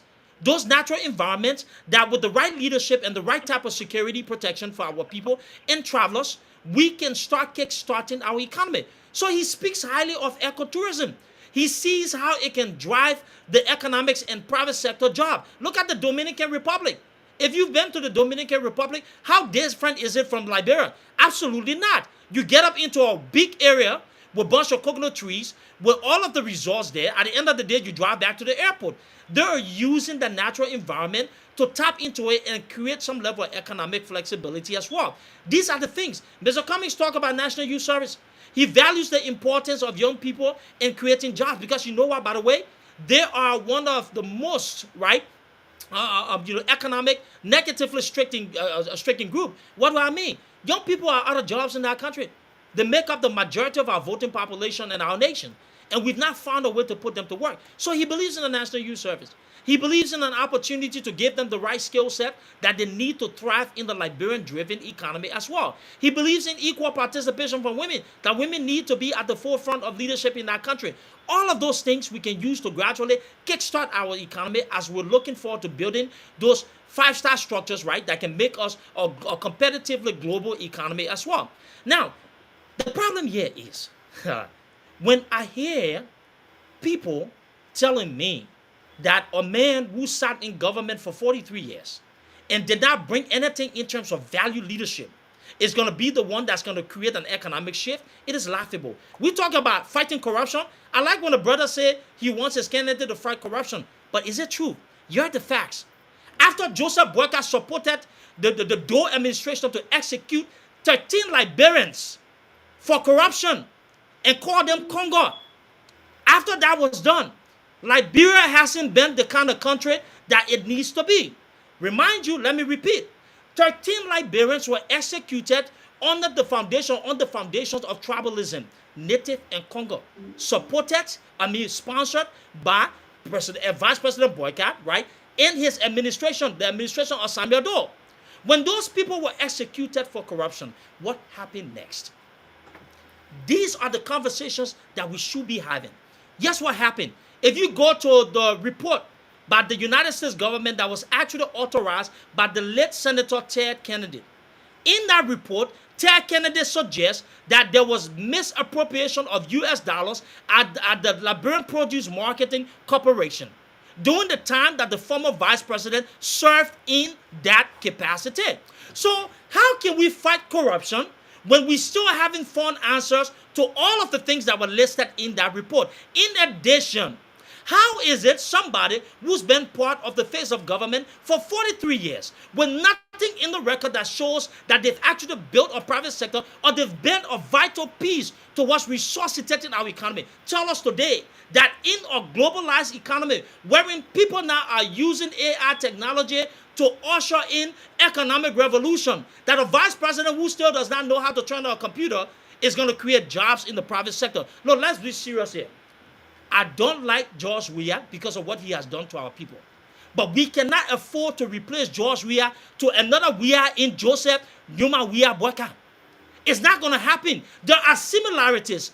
The issue here is we have a structure that is destructive, that is not able to provide the type of leadership for the Liberian people, and you cannot fix the broken structure by putting people who have been part of the disaster, the destruction, the collapse of our country. Joseph Yuma Boyka is not a solution for the future. He cannot be an individual that is used to replace the corrupt current regime. We need fresh ideas and people who understand how to build a potent economy. That is the message, and these are the issues that we want to speak about. Corruption, yes, we want to fight corruption, but who's fighting corruption? These are the questions that voters should be asking. Tomalin, can I, Wow. before Doctor come in, can I just say some? Yeah, you Can can go ahead. can I Yeah, Go go ahead, ahead. go ahead, go ahead, go ahead. yeah, Son. Duke, you spoke a lot, but your diatribe is laden with inaccuracies, gross inaccuracies. The first thing you said, Joseph Bokai had anything to do with 1980 coup or the decision to kill 13 men. Joseph Bokai was LPMC manager in Lofa Kante. I said his government. No, no, no, no, no. You didn't say his government. I wrote it down. Listen, You said Josh, hold on, sir. Hold on. the When you former spoke, vice president supported the actions of his but president, his government. yeah, but you're wrong because this former vice president Go ahead.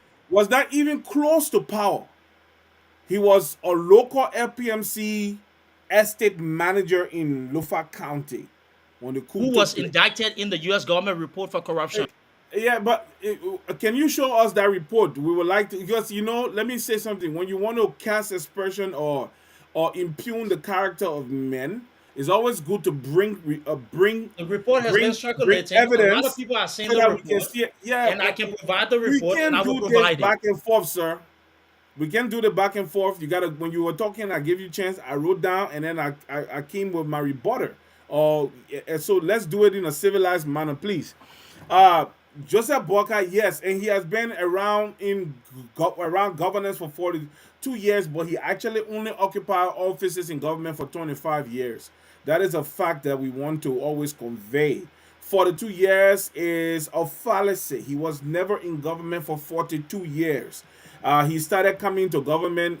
Like I said, I've been knowing him for a very long time. When I started going to his house, I was a baby by that time. I was very young. I think around 7 to 8. That's where my recollection starts from. The year my sister was born, so I remember very well when I used to go and play with his two daughters, and it was in 1978 at LPMC, and I remember that very very clearly. So he wasn't. He came from there to LPMC project manager. I mean, managing director, and then from there to the Ministry of Agriculture. Joseph Boyka has done a lot of good for Liberia. Let me say this also: you cannot blame ministers in government solely. Sometimes they are to blame, especially when they have these budgetary allotments that they do not use for the purposes intended. Joseph Yuma Boyka, when he was at the Ministry of Agriculture, was one of those that heralded the Green Revolution.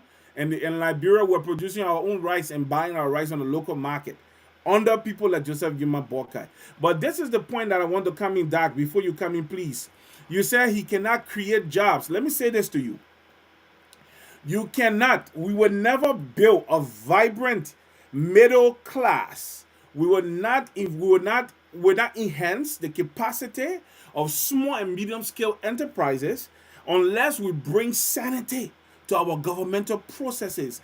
And the way you bring sanity to our governmental processes is to institute a zero-degree policy or tolerance policy towards corruption. Let me tell you something. If you do not do that, we cannot build the Liberian content that the Liberianization laws support. Because the only way Liberians will enhance and grow and benefit, and you also said something. You said, oh, he can't even use a computer. Have you listened to Jeremiah Kuhn speak? If you did, you won't be saying some of the things that you're saying. Because this is a man that built, he started as a cambor in Liberia. Tomalin started selling gas on the side of the road. And then from there, started changing money and then loaning money. And he built and went into gold and diamond and all the other things that he's involved with, real estate and all of that. This is a young man that understands what is it to be a Liberian businessman in your own country, that you cannot even approach the banks for them to look at your face to give you money. And if they give it to you, they give you the money at non-viable rates. Rates that when you pay back the money, you basically be working for the bank. You can't even. That's why the default rate among Liberian businesses is so high, because they give you the money between 17 to 24, 25, 29%. And when you look at it, when you do your business with that kind of high interest rate, you normally you bound to fail.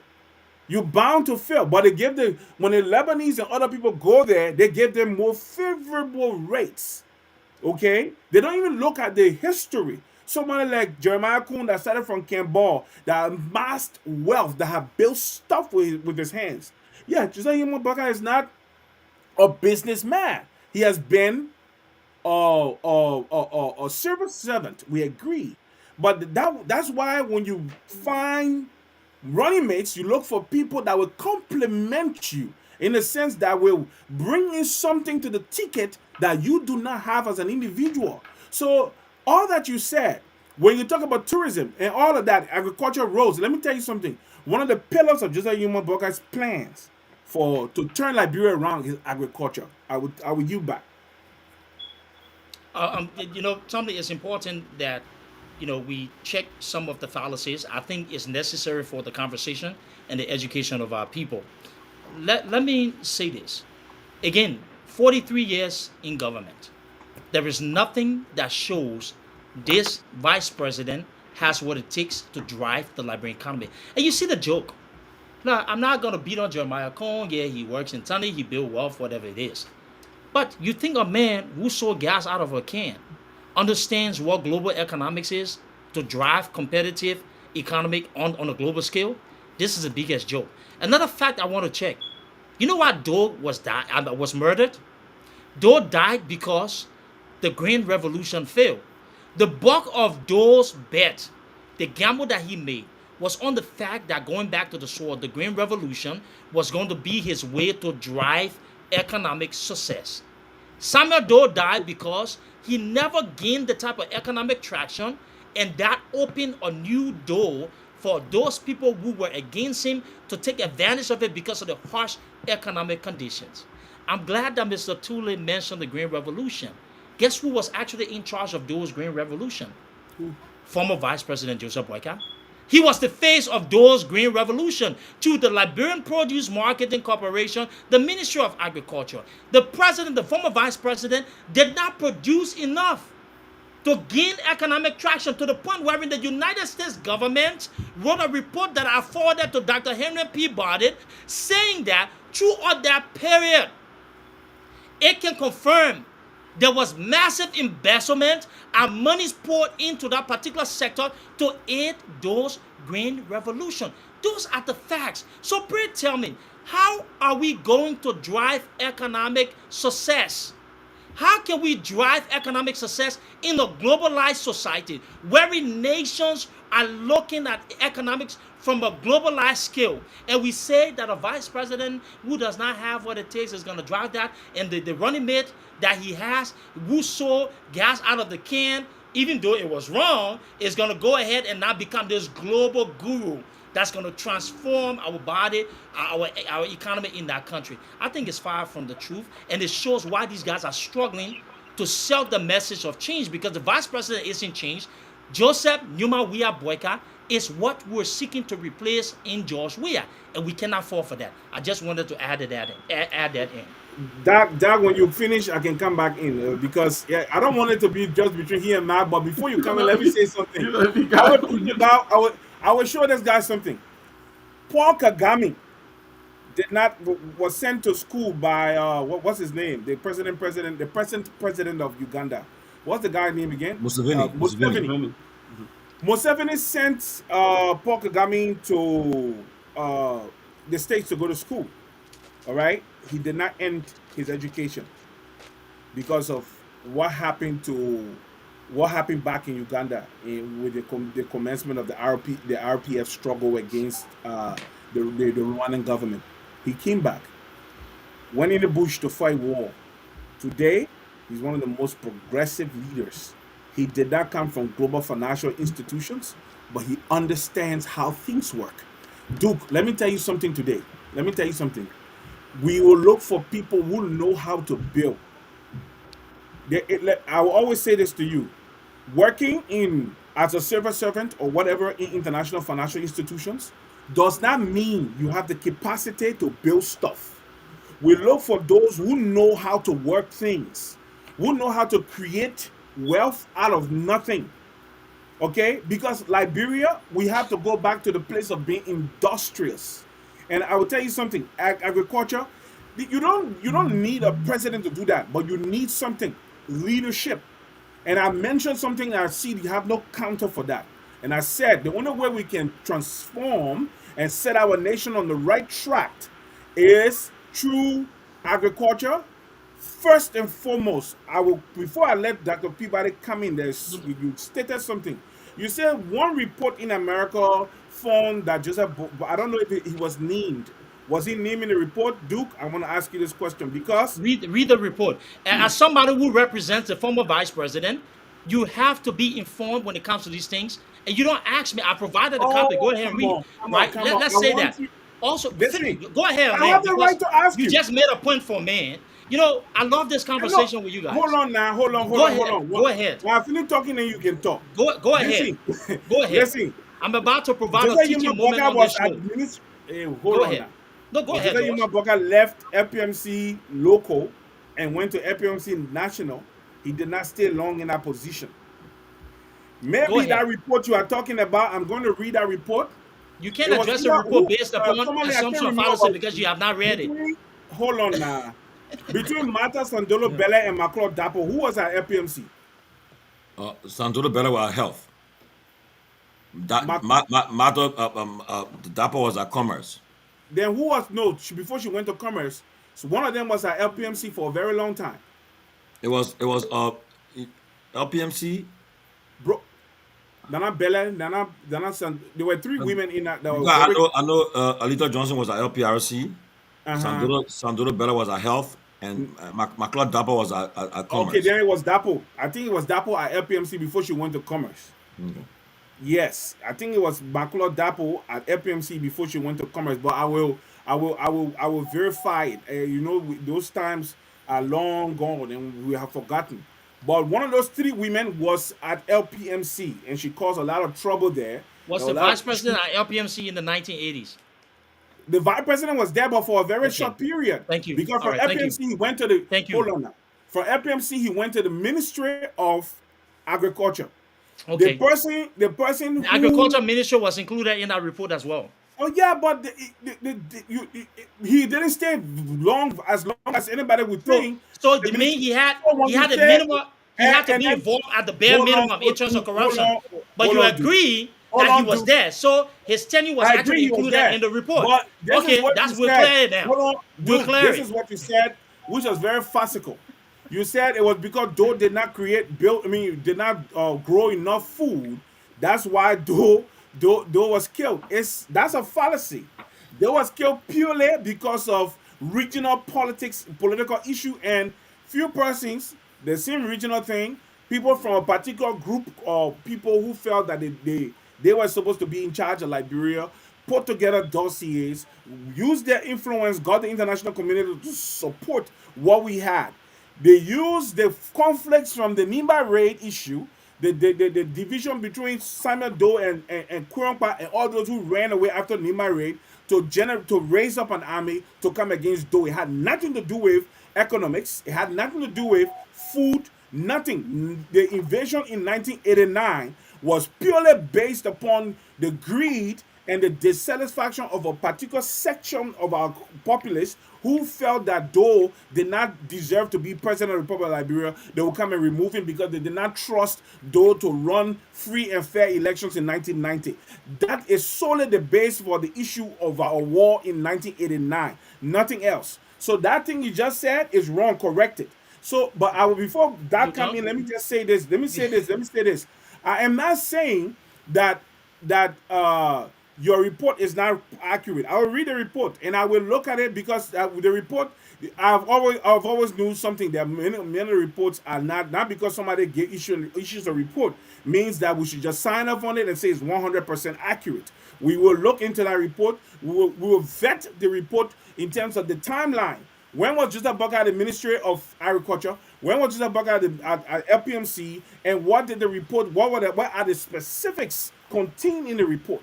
But what I'm going to say here to you is this: Joseph Yuma Boakai, he has been in government for 25 years. He has certain experience, and we believe. And the one thing that I love about Joseph Yuma Boakai the most is the discipline, the lack of financial malfeasance in his life, and his ability to think straight and to make sound decisions.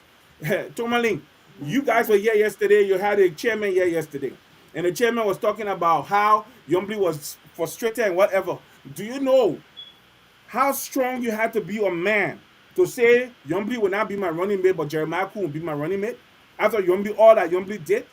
And do you know some of the reasons why I'm a Yombli supporter? Yombli is my political leader, no matter what anybody says.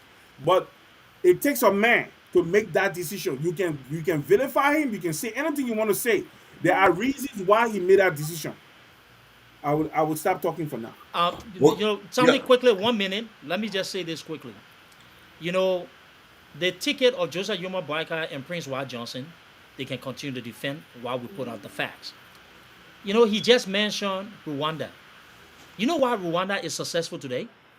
Because it runs its government as a corporation. I highly encourage all of you that are listening, including the panelists, go and look for the book called Rwanda Inc. Kagame came back and he liked the corporate model. He said that this is going to make me an effective and efficient country. He used that. You understand me? So to tell me that a public sector experience is what people know to drive that is a joke. If you're modeling your economy or your potential economy after what Rwanda is doing, then I want to remind you that the economy that's working in Rwanda is based upon corporations. Look at Rwanda Inc. That's how Kagame is actually running his country. So who is better qualified and competent to use that model? Somebody who has shown for 43 years that the best decision is to choose Prince Johnson as his running mate? Or the man who's actually dominated the global landscape of economics, right, in the region, in the sub-region, Alexander Cummings. PYJ and Joseph Boakai, or Alexander Cummings, who comes to the history of driving private sector success. That's what we need to figure out. I will give it back to you. Plumani, let me say something to you, Duke. You cannot do any of the things you're talking about without fighting corruption. Two nations. You cannot do it by adding Prince Johnson to your ticket either. You can't lecture me about doing When what you I need to talking, do when the Duke, when vice you president talking, you I don't talk. support Let me for talk. 43 years hasn't shown that he's Listen, that's capable not of the doing issue. it. The issue That's is the when you issue. keep talking, The I gotta issue talk. is when you're suggesting Oh, what's going come to on, work, bro. then you have to Crossfire. show me what in the record of the Duke, vice president when you're shows done us that talking, he the can people do Let it. have me to It's a crossfire fact. the Okay, leader. guys, look, Go let me ahead. enter. Look, this is a closing argument. As I tell you guys, we have 147 days to elections. We are the closing argument being made. We have George Cannon Tule, a star of the Liberty Party, and now a strong supporter of the former Vice President Boyka. We have Extrada Duke JJ, a strong supporter and advocate for the CPP. They are going at it, and I can tell you this: we have been broadcast, simulcast on the Radio Puma in Bombay, and also in the Hot FM and 107 in Morovia. And but guys, quickly, as we have the discussion going on, the issue is about now about winning, because politics is all about numbers. Like what happened in Turkey now. I was monitoring the Turkish election. Right now they are going to a runoff on May 28th. The president guy, he won 49% of the vote, but they need a 50% to majority. And Yeah. what they did in Turkey was opposition came together. They came together and supported one candidate who's now having 45%. Now, but so the runoff will be tough because what they are fighting for now, they are fighting for the 5%. And the third guy, he has 5% of the vote. So they are now trying to fight for that 5% to take them to the finish line. Now, in Liberia now, I want to ask you guys, uh, what's the pathway of Boyga to the presidency? What's the pathway of Cummings to the presidency? Because politics is all local. You need, and we should not forget geographic geographic stuff play a part in our politics. Okay, if that's why people take the VP or the president coming from a particular county, it means a lot because they can influence the votes. So what's the pathway for Boga becoming the next president, beating George Weah? George Weah, take what you want to say about George Weah, but he's a populist president. He still enjoys support for his ranks and file. Some of his grassroots support are still there. And then to take it off, it will be a fight. And for you, Mr. Cummings, people see him as a new guy on the block. But the Cummings from what we saw him the last few days, from the speech he gave at the party headquarters the last time, where I attended, he getting fiery. He's on the move, and he making a case. So what's the pathway of Cummings and Boycott to the presidency to remove President Weah? Anyone? Okay, let me same with your guest, Doc. Let us talk today. Yeah. Okay, let me come in because I was trying to say something and Duke was disrupting and stopping me from making my point. The nations we talked about that we herald as nations that built out of nothing. Um, one of the hallmarks of those governments was their zero tolerance policy towards corruption. Lee Kuan Yew in Singapore, when he took over in Singapore and independence and decided to build that nation, there were things that he did, but it all came about establishing the first thing. Growth and development comes out of integrity. When you can instill integrity into governmental processes, then growth, you can attract enterprise funding into your country, and you can be able to build Mr. your Tule, I don't want to nation. interrupt you. Mr. Tule, because we'll soon go to the lines. What's the pathway for Boycott to the presidency? Please. Okay, thank you. Okay, the Yes. pathway is this. I will say something to you, Tomalin. Uh, we all were disappointed that Ambassador Boakai did not pick our political leader, but because we are so sold out to the idea that we need a leadership that can restore integrity, we decided to support whatever his choice is. That choice, it was a very wise choice. As much as we disagree with it in a lot of ways, the two elections that we had before I left Liberia, 2005, 2000 and 11, especially in 2011, we could not, Liberty Party, we could not corral the overwhelming majority. We had the majority, but not the overwhelming majority of the base or the so-called quote-unquote base of vote. But we noticed something, that vote-rich county called Nimba, wherever Prince Johnson leads, wherever the leadership of the county leads, that's where they go. So when you're making such decisions, they're both senators, and they both the pathway. Lofa, we already know Lofa is already in Joseph Gima Bogai's camp, by and large. Bong, we have a lot of influence in Bong. He couldn't win the last election though. Where in of course now we all know that Tomalin supported George Weah. George Weah was a populist choice. There was nothing that could have, and guess what? He would have hung over us if he did not win that election. Everybody would say, "Oh, let's try him." Now we try him. We remove the doubt. Remove the doubt that the guy is incompetent. He's unfit for office, and I don't care how many more years you give him. He's not going to move economic growth indicators. He's not going to transform education and healthcare. Y'all put him there. Actually, President Salif put President Weah in office. But I'm not. I'm a Liberty Party person. Parker was We there took them to court. Parker was there for 12 years. No, but Boga joined us in our lawsuit against Weah and Madam Salif, and they expelled Madam Salif. So that the Ellen Johnson Salif angle of Unity Party, her faction, put him there, not us. But to be fair here, the issue of jobs. when Or you left the pathway will be better. okay, let me go back to the pathway. Anyway, go ahead. Go Let me ahead. go back to the pathway. Let me go back to the pathway. Many of your critics are saying, Mr. Tuley, uh, Jeremiah Cohen, who are some of his friends on the sub-region? Who does he know in the sub-region? Uh, uh, uh, uh, uh, President, Vice President, who does he know out there? Or that will bring him, if he's the president tomorrow, or even go out there. Like, critics are saying nobody knows him out there in the sub-region. I'm not sure whether he had been here to the U.S. How do you plan to go about winning an election? Okay, one Prince your critics again. Let me quote them. They are saying that Prince Johnson penetrated your party and brought who he wanted to be the vice standard bearer, and now you are supporting, knowing that this guy was sanctioned, knowing that this guy is technically no good for our country, and you got aligned with a mass murderer. I mean, What you talking about, Prince Johnson? yes, and Prince your Johnson, vice president. Prince Johnson has basically been a kingmaker in Liberia. George Weah would not have been president today if King Prince Johnson did not support him.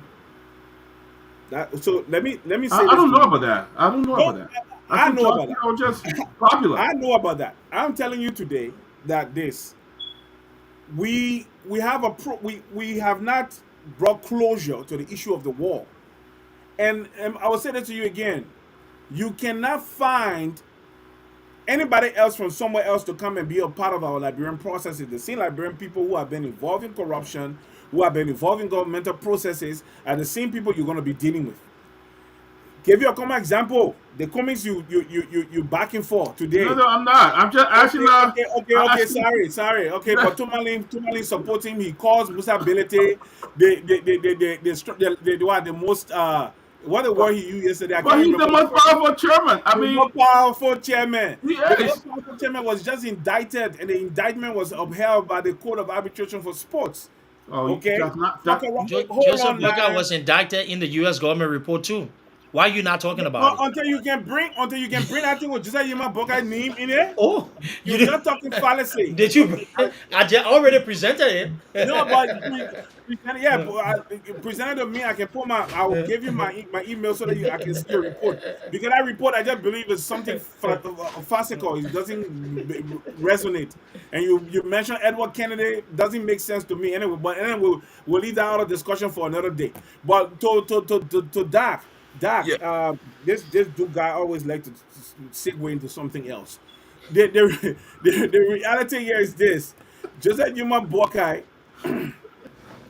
is not who you think he is. He is a different person from You got you, from what rescued you too. guys Just join you. are trying to put a cap on his head. He's not that, bro. You're looking at Cummings, you say corruption. Cummings is with Musa Belete. So that argument is defeated. You're Cummings, with Prince Johnson. Prince yeah. Johnson is the second man on your ticket. After the United States No, government he's not told a you second man on my that ticket. anybody doing business was sanctioned criminal, Excuse me, will sir. feel the weight of the United States government. You Okay, want to fine. talk Let's about say, Musa Ability, but excuse you me, have sir. Prince Johnson. You want to talk about Musa Ability, but you Then cannot let defend you your see vice you president also who shout was at each other included now, in the dude. U.S. report during Dude, his tenure when the time for comes, you're being not for fucking plenty embezzling doesn't mean U.S. that you're making for the most foreign. sense, bro. No, no, Stop you're not this. making sense either. Yeah, okay. Let me You end. are Then you not. can come in. So Let come me end. on. Then you can come in because You know. you got featured just now when I linked or comments to Musa ability. I Yeah, have but been the Musa way I have have not And since you been, I and came you on the say show. you say not Musa been indicted in any Prince Johnson is under criminal court. sentence. Yes. He has not been. Musa have not been indicted in a criminal court. You can't call him. Oh, but was Prince Johnson indicted in a court? Guys, Man, what Prince guys, Johnson, what we are man, Prince saying now, Johnson. the issue is about, as I said earlier, all the politics, all the argument, at the end of the day, how you going to win the election? How you going to go Uh-huh. to the executive mansion? What's the pathway? Because look, let me tell you, Monserrado County, where your chances in Monserrado County, where your chance you got in, because we told the vote reach county, don't forget, on May 11th, the voter registration ended. So now we're expecting NEC to come up with the full amount of the registered voters. When they came Yeah. out with the first 6 counties, they said 2,000 plus, 2 million plus registered to vote. Now, people are watching These counties that they just got through the process: Nima, Bong, Magibi. I mean not Magibi, but Nima, Bong, Basso, Lofa. These are the county people watching to see the votes that will come from these counties. So now, and I can tell you, people have been making inroads in these counties, making some intervention in these counties. Who What's the path? people? What's the pathway of Joseph Who Boyka people? winning the federal I candidates? mean, you've given him chance. I think it's Yeah. time for So me to stop what's the because you're pathway of taking a long Boyka? What's the time. pathway of No, Cummings but I and got pathway of interrupted again. I Okay, think let's put structure in this no, no, in no, no, this. but you guys keep on deviating from the question. Yeah, That's what because I somebody did. else Of wants to the say something. pathway. The pathway for me, Yeah. I will go again. The pathway for me is very simple. With Jeremiah Kuhn being on the ticket, I'm very sure we get 60% minimum in Nimba County. You're asking me. In Lofa County, I'm very sure the minimum we'll get in Lofa County will be 75% of that vote. I'm very sure. Bon County, 40%. Magibi, 40%. Monserrato, 55%. You know the reason why I would say this? For 2 election cycles for the Senate race, the Liberian people in Monserrato County showed that they stood in repudiation of the failed policies of George Manawia. So I'm very, very sure that trend has not changed. Forget about all that they're saying. What we're saying here doesn't change the fact that the Liberian people are resolved to make Joseph Yema Boakai president of the Republic of Liberia. The reason why I say this, I've spoken with a lot of legislative aspirants who have gone into the bushes to go and campaign, and they can tell you that overwhelmingly the people in Liberia are saying they're just waiting to go to the polls to go. So that's why I told people election campaign in Liberia has proven to me do not sway or do not determine the outcomes of elections. Okay, just quickly, 10 seconds. Are you saying that you guys will win the first round victory, or you go to a runoff? Oh no, we'll go to a runoff, but in that runoff, we're not depending on ANC. You know the reason we're not depending on ANC? ANC operates at the ages and the discretion and the commands of Madame Salif. And Madame Salif has said upon her dead body will Joseph Yuma Boga become president. The same way Cummings refused to support Joseph Yuma Boga in the race in 2017, he's going to do it again. He's not going to support Joseph Yuma Boga in the runoff. But guess what? He does not command the will of the voters. The will of the voters, even those who will vote for him, at least 50% of those will cast ballots for Joseph Yuma Boga second round. George Weah presidency is a history. So you're saying that Mr. Cummings will not go to the second round? Is that what you're saying? No, he's not. But Cummings is the most unpopular of the three. Cummings doesn't. He can't even show up 10% of the votes. I'm telling you today, he's Okay, very do. unpopular. Yeah. Dude, what the pathway do? What the So pathway do? Josh, I mean, Yeah. Tomalin, Dr. Peabody, let me make it clear here. Between Tule and myself, I'm the one who's the registered voter here, so I will be voting for my candidate. Let's just establish the fact, okay? Anything else from me is just noise. Number two, Joseph Boyka is not a winnable candidate. The Unity Party success, you see, we have to be truthful. The Unity Party success was based on Ellen Johnson Sirleaf. Since Madam Sirleaf exited the party, they have not scored a win. It took the mercy of Mr. Cummings to help a Unity Party candidate to win. In the most recent election when Mr. Cummings was head of the CPP. It is factual. Since Mr. Boycott took over the Unity Party, they have not had the level of success that they enjoyed under Madam Ellen Johnson Sirleaf. And you know what, though? Say all you want about Madam Sirleaf, but it is disrespectful to not appreciate and actually consider her efforts and the work that she did in that party. Let me say this. These are the same people who expelled Ellen Johnson Sirleaf from her party. These are the same people who organized a meeting right after the 2017 election to beg Madam Sirleaf to support the vice president.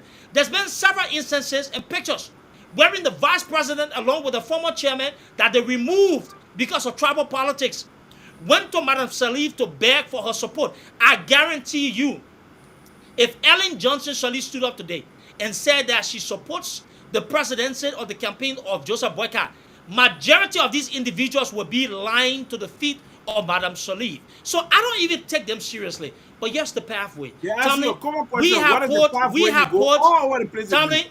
we have put in the work.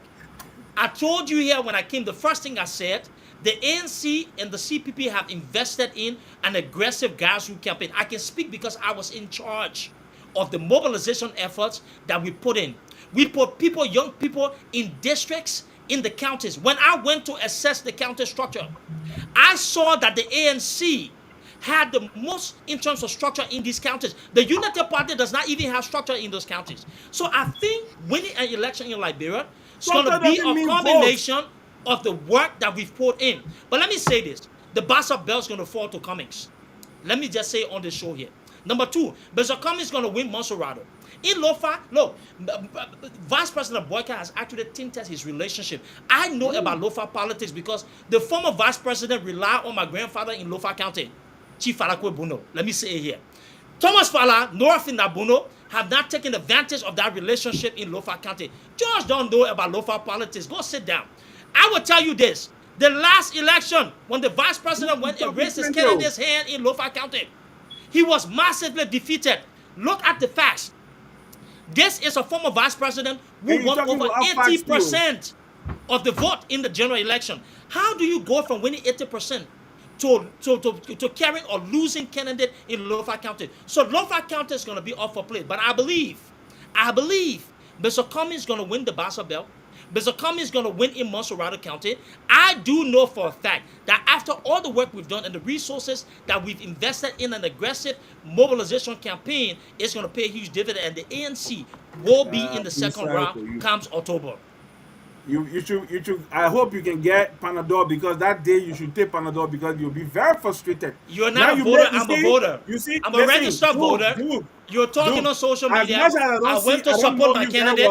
I campaigned for my candidate. I will be going back to mobilize. I will be voting. I will be voting. You are not voting. So you can't tell me. You are not voting. Emotional in on the kind of shows. No, it's not about that. I'm just trying to check. I was talking. You interrupted me. Though. No, you interrupting is different from I can say a word, but you're not even getting people to talk. George, this shows that you have not defended the Unity Party here today. Okay, you're not a registered voter. You have not supported. You have not put your money where your mouth is. I want to defend. You have not supported Joseph Boyka. Joseph Boyka will not rely on you to win an election. Mr. Cummings will benefit from my vote. That's the difference. Accept it. Okay, you talking better nothing. Because I'm a voter, you're not a voter. You're upset.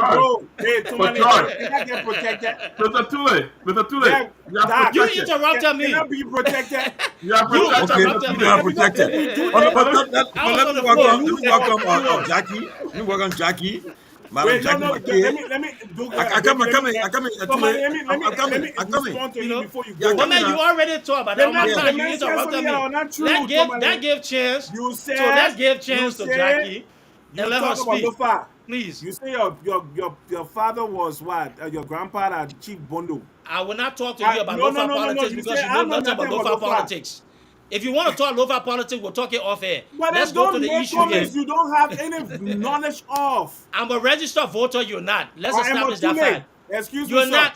You're not a registered voter. Yeah, you will be sitting in America and watching us going to the polling station to vote for our candidate. It does not matter. Your vote does not count. You're a talker. You did not go on ground to register and support the former vice president. That's a fact. You're not a registered voter, so keep quiet when we're talking. You're making noise. Mr. Tule, is that true that you not registered to vote? No, but I ain't Liberia, bro. I live in Canada. I didn't go back. So it ain't mean nothing. I gotta be registered to vote. No, it means something. Liberia. It means something. I'm a taxpayer in Liberia. It means something. Everybody taxpayer. It means something. Man, we can't do this back and forth. Let me tell you something. This way you guys do politics in ANC, it doesn't make sense. Honestly. Speak for your party. Making noise doesn't mean you're making sense. Let me come back in. Doc, you asked a question. I'm not in Liberia. I did not go back to vote. To register to vote. That does not disenfranchise me as a Liberian or doesn't remove my investment in Liberia. I'm a Liberian taxpayer. I can give you my tax information. You go check out the Ministry of Finance. I'm a Liberian taxpayer, real holdings and business investment. I have every right, and as a son of that soil, I'm a citizen of no other country but Liberia. I'm a permanent resident holder in Canada. That's it. Liberia is the only country I call my own. So I have every right to have a say towards the determination of the future of Liberia. Plain and simple. I owe nobody any explanation. So that thing was doing a childish tantrum and do mention something. He said, "Oh, Joe Boga one day, Joe Boga, I'm a Tule. My grandfather was the first indigenous member of the the Supreme Court of Liberia, Frederick Tule. I'll tell you something. My father built stuff in Lofa County. Go ask Steve Zago. I've had or say in who represents people in Lofa County. I'm telling you today. So don't make that other fallacy here. Not because we out of the country means we don't have people there. I can tell you that for free. And don't ever tell anybody that coming to win the Bassa Bell. That one, that dream it's a dream that will result in your frustration. You will not win any Bassa Bell anywhere. Trust me. What Madam Salif did to Charles Bronski, we haven't forgotten. The Bassa people haven't forgotten. The leaders and elders in Grand Bassa have not forgotten what Madam Salif did. And Madam Salif is the one that pulls, she's the puppeteer of the puppet called Alexander Cummings. She is his puppeteer. She's the one that pulls his strings. And as long as he's tethered, as long as he's attached to Madam Salif, trust me, that dude will not be president of the Republic of Liberia. I say he can get Tomalin, sent to the man attacked my candidate. He left the man, discussion, and you I better need you I call my need an candidate corrupt. opportunity You call to my counter what candidate he Okay, corrupt. said. You okay, call some All money right. we here. will soon be, we're I going to will the give you last. I will give you a Come chance. I wouldn't say much. We're Dr. going to the last. Peabody, We this just, man said, this man said, Madam Salif treated Charles Bronski wrong. I sent you a video. It is important that the Bassa people know what Joseph Boyka did to Charles Bronski. And it's only fair that you play it on the show so we can see the level of deception that these people. Me, I came here with facts today. George did not come with anything. So please play the video. Let the people listening to the truth.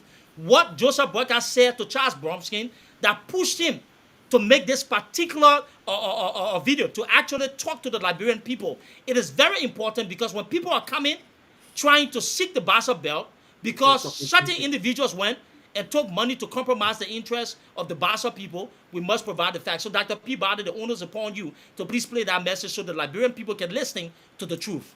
Thank you, Sir Tomalin. You messing Yeah, apples and I will oranges. send Some of that that video time you shortly. doing okay, campaign, election campaign time. yeah, so why the video is being cued, but let me say this though. The video on now? I think I'll just play it from here. Hold on. That's Chairman Bruskin speaking, the late. So let me just play that. Play right now. I don't understand why Joe will run away from his record. You've been first president for 12 years, Joe. I want to take tonight to challenge you. Come out. You and those fellas you got supporting you. Let's put our record forward. Let's put our vision forward and stop this bullshit about who come up and who country. Yeah. Joseph Boyka used the tribalism ticket, the tribalism rhetorics to call Charles Bronski a Congo man. The late senator, the late founder of the Liberty Party, was upset. He was hurt because he believed that transforming Liberia is beyond tribal politics. He understood that 13 men were executed by the government of Joseph Boyka. He told the Liberian people that at this point in time, we should not focus on tribalism. We should focus on ideas and records. For George to say that Madam Salif disrespected Joseph Boyka when Joseph Boyka went and disrespected the founding father of the Liberty Party, the Dude. one who the Bassa people Can call I the say father something? for. Dude, It the is question I have for you ridiculous. here is I this. wanted that to be Was made Charles public. Bronski now a Congo man, quote Thank you. unquote Congo? He Can I wasn't say Congo? something? George, you're a Before black you man, carry so Jackie- somebody else should before tell you a carry black man. Jackie- You're not a white man. Go ahead. Was Charles Okay, Bronski now a wait. Congo man? Did Joseph Boyka accuse Charles Bronski of Can being I Congo? say something? Go ahead. Go ahead, Jackie. Go ahead. I've been listening to you all to the back and forth, and again, this is part of the highlights of the closing argument show where people bring come with different views. And to all our viewers, as you can see, we have Liberty Party, ANC, CPP, No position. I don't know what Dr. Peabody. I keep asking where he stands. Yo, But of course, now I come am again, on man. the They ain't give you 10. JNB side. So, but it's very interesting. And Duke, this is my first time meeting you and listening to you, and I like the way how you put a spin on everything. Everything. Just like You my just put boy. a political spin on it and making people think that what you're saying is It's actually the facts, which What are the indeed facts? you are altering what is true. And again, that's politics, so we understand that. Um, but Can you point the fallacy in what I said though? I think it's what? only fair if you say that I wasn't factual. Let's look at the facts. No, What are the I said facts? I like the way how you put a spin on a Okay. lot of things that you've said here today. Okay. Go You ahead. muted, George. Yeah. we said So just like my boy government get 13 men. That's a spin. That's a spin. That lie. and That's a even that's a the So you're report the that he facts. even Yeah, talked go ahead. about in the You're the 80s. facts. Even Go no, ahead. let me talk. Go I ahead. Go listened ahead. to you on and off. Even the report that you said Joseph Newman, the vice president, was indicted back in the 80s. You know, all these things are 100% false. The But I truth. like the way how you put a spin on it. Who was the finance minister back there? Start with that person first before you talk about anything It and bring had the nothing to way do with to the Joseph finance Boyka, who ministry. had nothing to do with what you're talking about. But Madam McCay, again, I like the way how you put a spin and misinform the it, people about Ambassador Boyka, because you guys cannot go back to trace any corruption stuff on him. it But is you will evidence. take other people reports Madam and then McCay, indict him for a falsely indict him Madam, for these listen, things. No, let me listen. finish. Do not You talk when I'm okay? talking. Go ahead, and then I will come in. Go Do ahead. Since do you're still not talk when talking, I'm talking, go ahead. please. Go ahead. Go ahead. your own Thank is you to so be much. patient and Go let her ahead. talk. When she finish Yeah, your thank time, you you so alone much. Go can do all ahead. the talking. My man, Now, start talking. Go ahead. Just got let me released. let me speak facts to you. No, you Let Go me just ahead. keep speak talking. facts to you, Mr. Duke. Tomalin asked the question, what's the pathway to election, the success? Here is the fact for the past 2+ years. Joseph Boyka, when they talk about the polls, the survey, unless you want to say what the Liberian people are saying, they are lying. So I challenge you to come and say the Liberian people are lying. The Liberian people, survey after survey, whether it's on the radio, whether it's in person, when these people are or online surveys, when these surveys are conducted, the polls are conducted, only two people make the top. That's George Weah and that's Ambassador Boyka. If Unity Party was so bad off, why the Unity Party come in second in 2017? And I can guarantee you, with the changes, with the failed policies of the CDC government, Unity Party, Joseph Newman Boyka, and Jeremiah Kun ticket will win this election hands down. The Liberian people are resolved. And yes, another fact. Tiawan Gongolo, who is in the race, when they do the polls today, Tiawan Gongolo is right up there, which means that Alexander Cummings, because you no longer have Bromskin, you no longer have Prince Johnson in the race. So what's next? Alexander Cummings. You see how Tiawan Gongolo has moved up when it comes to the polls. So for the pathway for ANC slash CPP, man, come on. CPP, there is no way 4 months into the race that CPP Alexander slash Alexander Cummings will make it second in this race. So Okay. that give two time to respond. So Do you're done respond. So talking. So we're going to first and line. foremost, I should let the viewers know that Jackie is a stalwart member of the Unity Party. She and George both will do everything to paint a picture that they see fit for the former vice president. What are the facts? You can't come on this show to tell us that a survey proves that Joseph Boyka is a popular candidate. Who's Then conducting the the people are survey? lying then. What You're are the trying to say facts behind? Liberian No, people you are see, you lying. can't interrupt me now. Okay, I Okay, won't.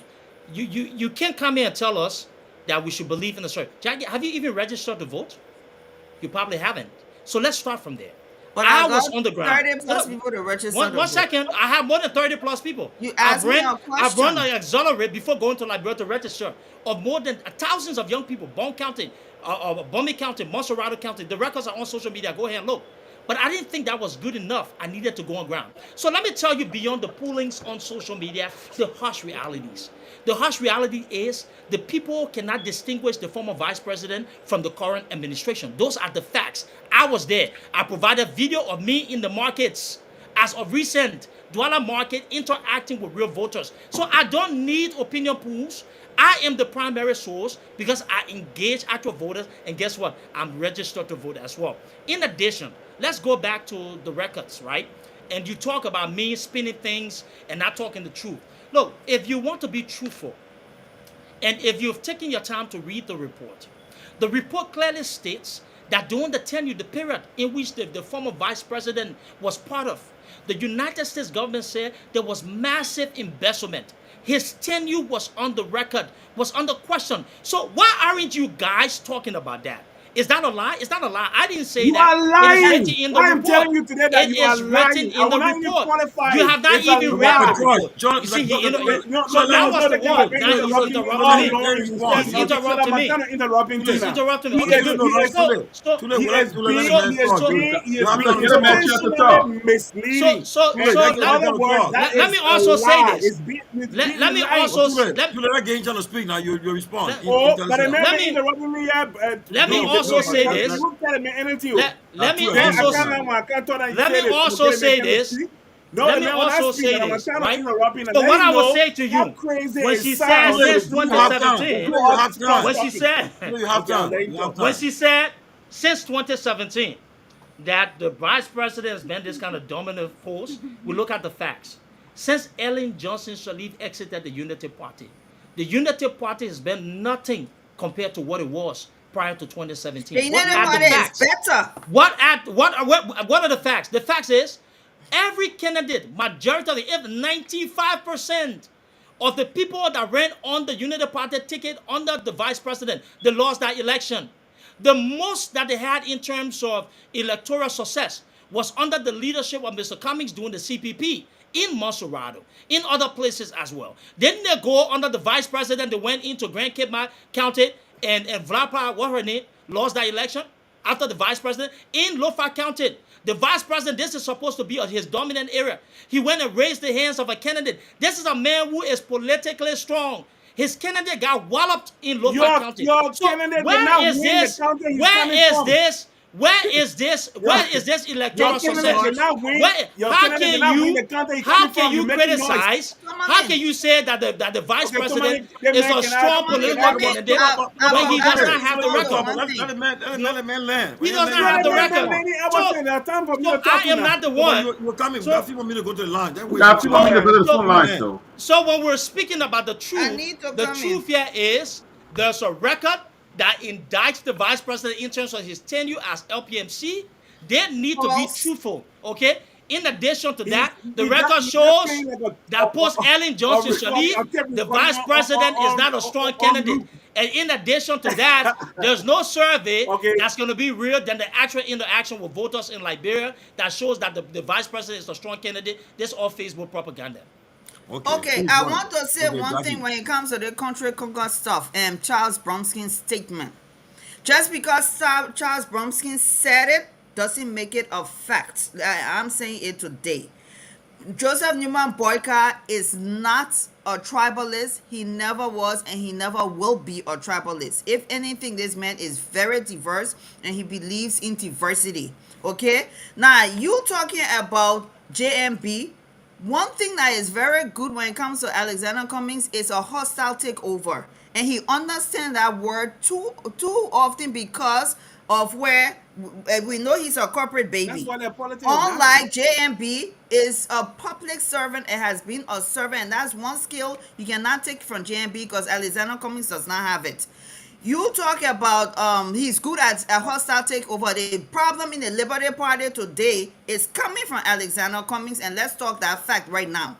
A man who could not respect his own colleague during the last 12 to 18 months and instead decided to side along with the chairman instead of respecting and aligning with his colleague. Why? Because he wanted to do a hostile takeover of the whole CPP, and that's a fact. The records are there. Number two, I will go back to this tribalism stuff. It is wrong for us, any of us today, to even be talking or entertaining the idea of tribalism when the Liberian people, the 5 million people are suffering right now, suffered more than they did prior to 7 years ago. We should not even entertain any thoughts or even bring a political statement. Charles Bromsky knew what the underlying reason and motive was for releasing a statement like that. He Well, knows. Jackie, But Jackie, can I come in small? So we Let me should just not say talk something about Jackie. anything when it comes to Doc, tribalism Jackie, here. why Doc, is it We're not Peabody, going no, to Doc, divide the yeah, Liberian Peabody, people. come on. Jackie, It's but why not is he fair to them. associated all the time with Vice President Barker? Several Say people that? have made. Why is that associated with Vice President Barker? What Several because do you people have mean? let me made. Because answer. Charles Jackie, let me Bromsky said answer. it back Several, then, they no, made it no. truth?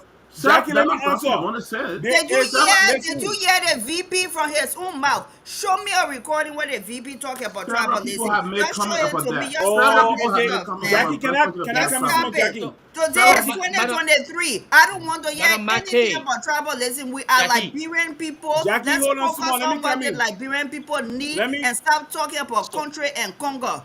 so let me Jackie, you help. said Charles Jackie, Bronski hold is a on small. liar Let me or help was a Doc. liar? I Listen, said Doc.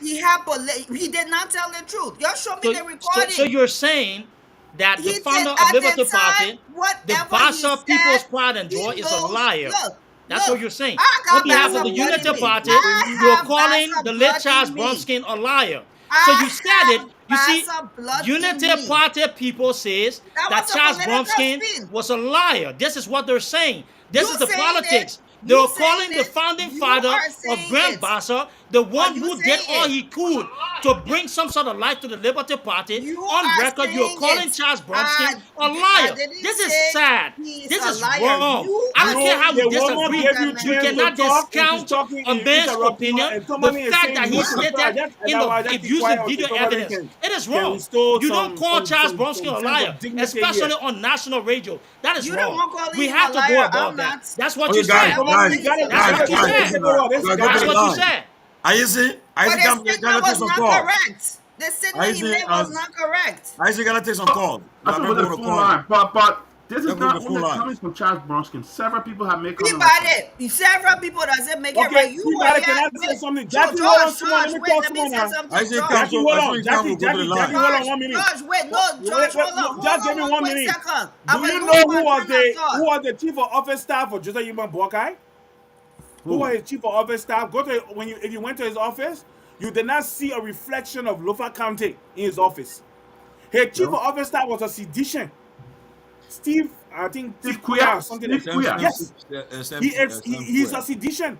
He was a sedition in Yeah, 2005, but we're not and talking Joseph about Yuma party. Boakai We're still talking took about him.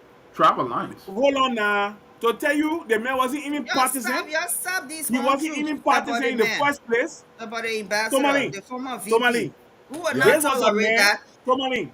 There was a man who party opposed the vice president's party. Steve was a serious stalwart of the CDC. They went into all kind of hara even after the elections. When Joseph Imabaka took the oath of office and he established his office, his first chief of office staff was a seditious and a crewman to boot. Joseph Imabaka office did not reflect any tribal or political alignment. It was diverse. So all the things But you're talking Steve about Koya tribalism, remained his chief of office staff until the VP left. And people, the let left me say office. this. Last week, Isaac, come. Let's do some calls. just a few days ago, you people were talking about how people can lie on people. So just because people are saying that JMB is tribalist doesn't make it truth.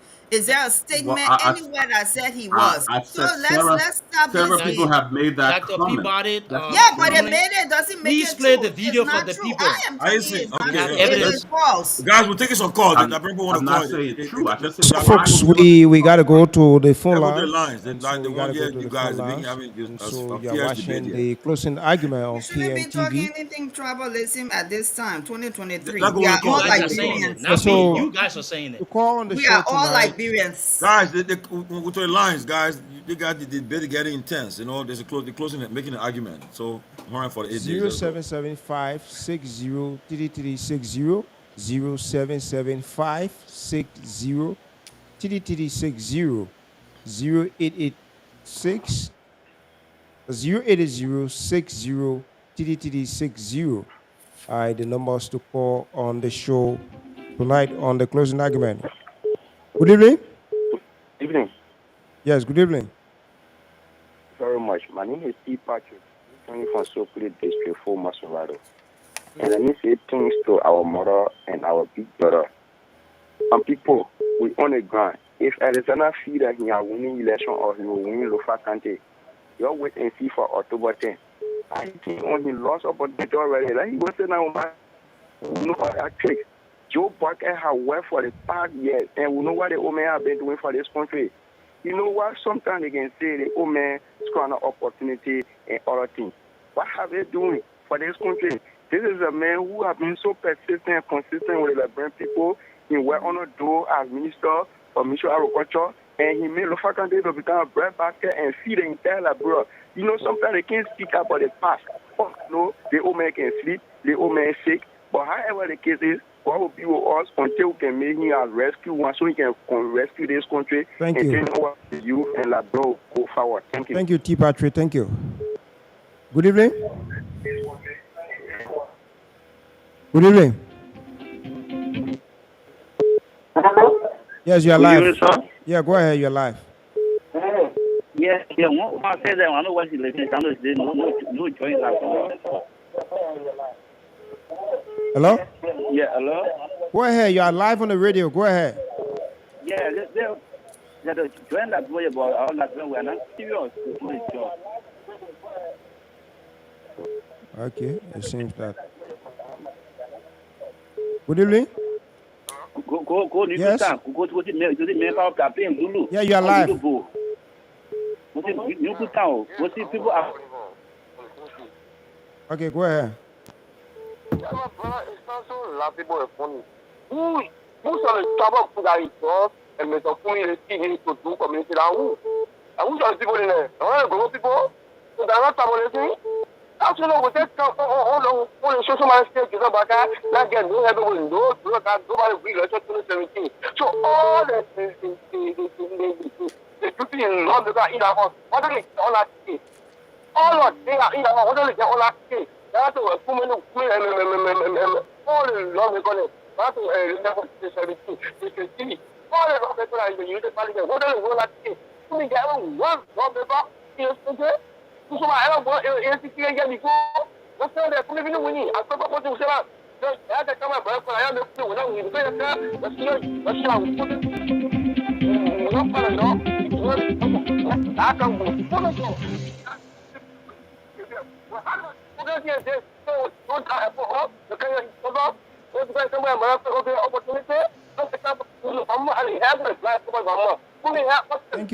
Thank you. We gotta hold it there. Thank you. Good evening. Good evening. Yes, you're live. Go ahead. Yeah, thank you. This is Edward Spencer Intro, and I call you from my resident here in Kubata. Okay. Let me see this. That argument that I got brought about to this immortal dismiss Twitter Waka, then you follow a okay morning rush with Clarence Jackson. The Clarence Jackson went to immortal resident. Immortal said that it was in true, indeed, under pressure. It was the highest in that in order to do so. So it was not, there was no evidence at then the please go for that Clarence Jackson presentation of here in Immortal. I can't remember the month, but I think it was about last year before Immortal could die. Okay, number two. Let me see this. Quickly now, quickly. Lost president. On second place. We are already lost president. We now being in Charlie. It's government. When you have nobody. Thank you. So let's take this person on the WhatsApp line. Good evening. Hello. I hope you are recording how many calls coming in, how many person talking in favor of. Hello, you're live. Hello. Yeah, you getting me? Yes, you're live. All right, thank you. This is Elvis from Minnesota. I think Duke has made a lot of good arguments. For people who say that Jose Human Boyka is fit to be vice president because he was vice president, those are the same people that make the argument he was a park car. So if you sit down and watch mechanic for 10 years, that make you a mechanic. He had no practical experience as president. So he is inexperienced when we're talking about somebody who's fit to be vice president, because people make that same argument that he was part. The vice president is a ceremonial role. So what experience is he coming with to be a president? You bring somebody who was selling gas and doing water business and loaning money. Those are the people who are going to transform our economy to compete in the world. You can make great arguments tonight. People are on the other side making emotional arguments. And I think you want to debate. I'll leave it there. Thank you. Thank you. Good evening. Good evening. Caller, you're live on the line. Good evening. Hello? Yes, you're live. Go ahead. Hello? You are live. Please go ahead. Hello? Well, it seems that this caller is not Hello? ready. Good evening. Hello? Yes, you're live. Go ahead. Hello? Yeah, go ahead. Hello? Good evening. Yeah, go ahead. Hello? Stop listening to the monitor. Stop listening to the monitor. Listen to the Yeah, phone. I get it, but I'm not actually getting. Okay, go ahead. Yeah, thank you very much. This voice is George Banner, and I'm calling from Cloud. Yeah, but plus, let me just have a voice in the many voices, I think the problem here about a guy, when it make that he just score. I think that would be one of the major things that private guy would not actually be successful in the particular election. But one of the things that Liberian people not actually, thinking on is the international community. That you think they will not get some problem with Jeremiah Kun because of Prince Johnson. And that is my point I always see. But I don't actually get problem with all of those candidates that are in a race. You see? But I think if the new ambassadors, American ambassadors that will come to replace the other old ambassadors that have been here for the past few years, that he have been actually looking up to the Liberian problem, for example, other problem that are on in the country. If the president, the Senate president, not telling the people to do the right thing, to go to the rural, country to check it, the medical treatment is not actually, floating to the people, to the people welfare in the country. And then if the people come out in that particular administration with the kind of power, that the people will get serious problem with that particular government. And I think that government will not even be successful to succeed because of that particular job. Thank you, Josh. So let's take this person on the WhatsApp line. Good evening, caller. Good evening. Yes, go ahead. My name is Paul Chilopit. I'm calling from the UK. I've been following you guys, and I think, very good argument here. If you go back to the interview that Ume Baraka had with T. where he said that he had pacemaker, in that interview he said something that somebody have just come, nobody know he in the interior, that being a travelers, and he was talking to comments that nobody knew him. So the thing with travelers, they have something that been associated with Joseph Brother for a very long time. UG Fagbon and others have been pushing this, that Nima County, Lofa County, Membasso County, they're not putting the argument forward what would the people benefit from his presidency. But it's all about trouble. He sat there for 12 years. He told the public was a packed car. Now we're hearing it's all based on number because of Prince Johnson, Yumley, and others. So what are they going to sell to the people that will benefit their lives instead of this trouble land that they've been taking? Thank you. Thank you. Good evening, Albert Kanaka. Yeah, I was I'm in Corwell. Let's hear you. Thank you very much. Let me tell you something. Kumi will be like back on Matthew. Kumi will never be president for Liberia. The man is a traitor. The man foment violence in the Liberty Party. Today he's begging Charlene Bronson all over the place for Charlene Bronson. No, All these people that behind Kumi have children, and they been children who are responsible for feeding their father. Let me tell you, all these things that you people do in America, there we are on the ground. If Kumi can't vote in the election, I'll walk with my bag and go Sano County. Thank you. Thank you there. So, good evening. Call on the WhatsApp line. Good evening. Yeah, take Uh, the three my more name calls. is Mark Kadame. Okay. Yeah, I'm calling to make this public service announcement for the new elected vice president that Honorable Joseph Walker just appointed. I'm currently talking to the Unity Partisan. I've been on all social media. I've been denied to appear on his phone talk because his phone talk is supported by Honorable Jeremiah Pong. But the same people on phone talk are getting to me behind the scene to talk to me to not go further. I'm kindly asking the Unity Partisan to talk to Jeremiah Pong to pay my money. He owes me, and if he doesn't pay my money, he and I have elected, and in court, perhaps he may not even run this election Thank you. because he did a lot of. Good evening. Good evening. Let me say good evening to the panelists and good evening to our mother. My name is Ase Sedu, and I joined the conversation from the most successful district in Masurado County, district number 40. Well, let me appreciate our mother and our brother that is still like defending the Unity Party. You know, I don't know the ANC folks will always come up with a lot of lies and fallacies. You have no clip to bring out to play to us, but you playing Bronski clip. It was 2017 when Bronski was campaigning. Bronski was speaking to the audience. So you guys are just CDC because the same way the CDC is discussed, I had the ANC people discussing. One, it is not Kumis. It shouldn't be anybody. One, it's not Jowia. It shouldn't be anybody. So those who are supporting the boycott team are people who on ground, people who want to see the betterment of Liberia. But it's ANC people who want for Jowia to stay in power. That's why they are fighting boycott. Boycott is not the president. Why you guys fighting boycott? Boycott is not the president. We all see opposition everywhere, but you guys are attacking Baka. I have to say that Baka is the president of the Republic of Liberia. My brother, you are fighting a losing battle. You guys going nowhere. Your fourth place is where you will be. You will not go third place in the election. We are on ground. We know what is happening. Baka is going to win your big league. Thank you very much. Thank you. Good evening. Yeah, good evening. Yeah, go ahead. My name is Amara. Okay.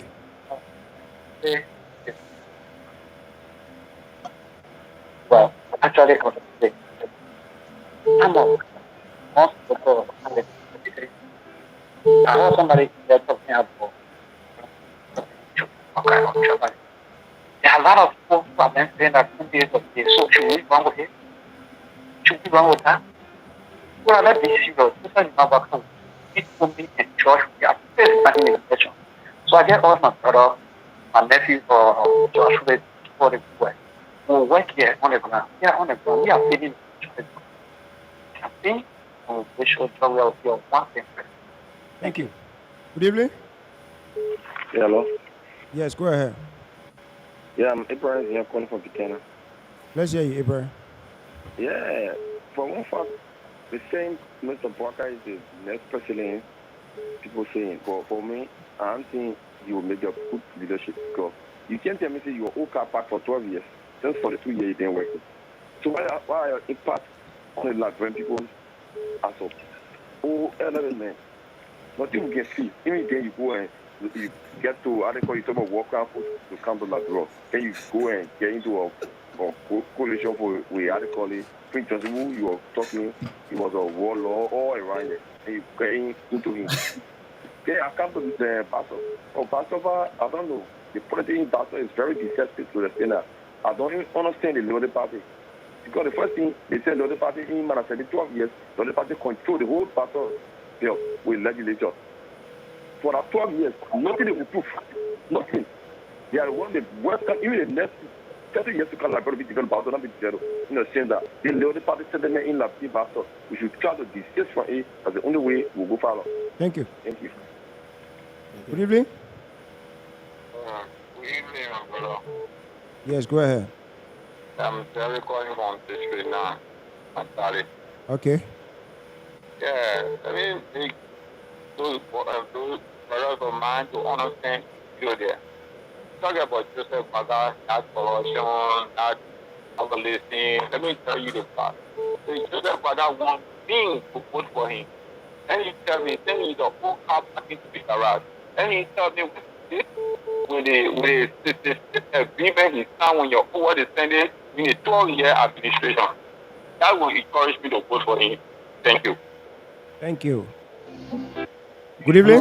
I'm gonna still Good record the evening. number of callers. Yes, go ahead. You're live. Thank you very much. I want to say thanks to you, thanks to the panelists. This is Queen Super. I call you from Mount Barclay. Okay. Chief, let me tell you, we are getting to a new day. If people believe to just sit in one place and promote Kumi here, I don't feel that this year will happen. Maybe that after 20 years, because nobody's stupid here. People have been talking a lot of things about the old man, JMB, that he does that, he does that, and yet it's say the papa is blessed. And you know the name Joseph. Anytime you go and against the name Joseph, just make sure you are a failure. That name Joseph is not a playboy name. It's a Bible name, and it's a name that resurrected, and Joseph was picked and was blessed among his brothers and blessed the people. Like JMB will bless Alexander Kumi, and in fact, all the followers of Alexander Kumi will be blessed by JMB. So all the thing we doing, me, I get my card every night before I sleep. I can check on it for rat when I take it and carry anywhere. Thank And you. my entire family, let me conclude. We are Quickly. going to, let me conclude. We are going to vote JMB, and you'll be the next president. All those are in America that pay for Alexander Kumi. They will come here, will gain a land, they will pay horses here, they live here, they will not go America to bush cattle. Thank you. Thank Okay, you. guys. Good What I evening, said. caller. Oh, Yes, you're live. Go ahead. Yeah, I I got just want. one call here too, if you wouldn't Okay, mind, okay. since I guess can take a call. Yeah, no problem. Okay. Yeah. Thank you for the show.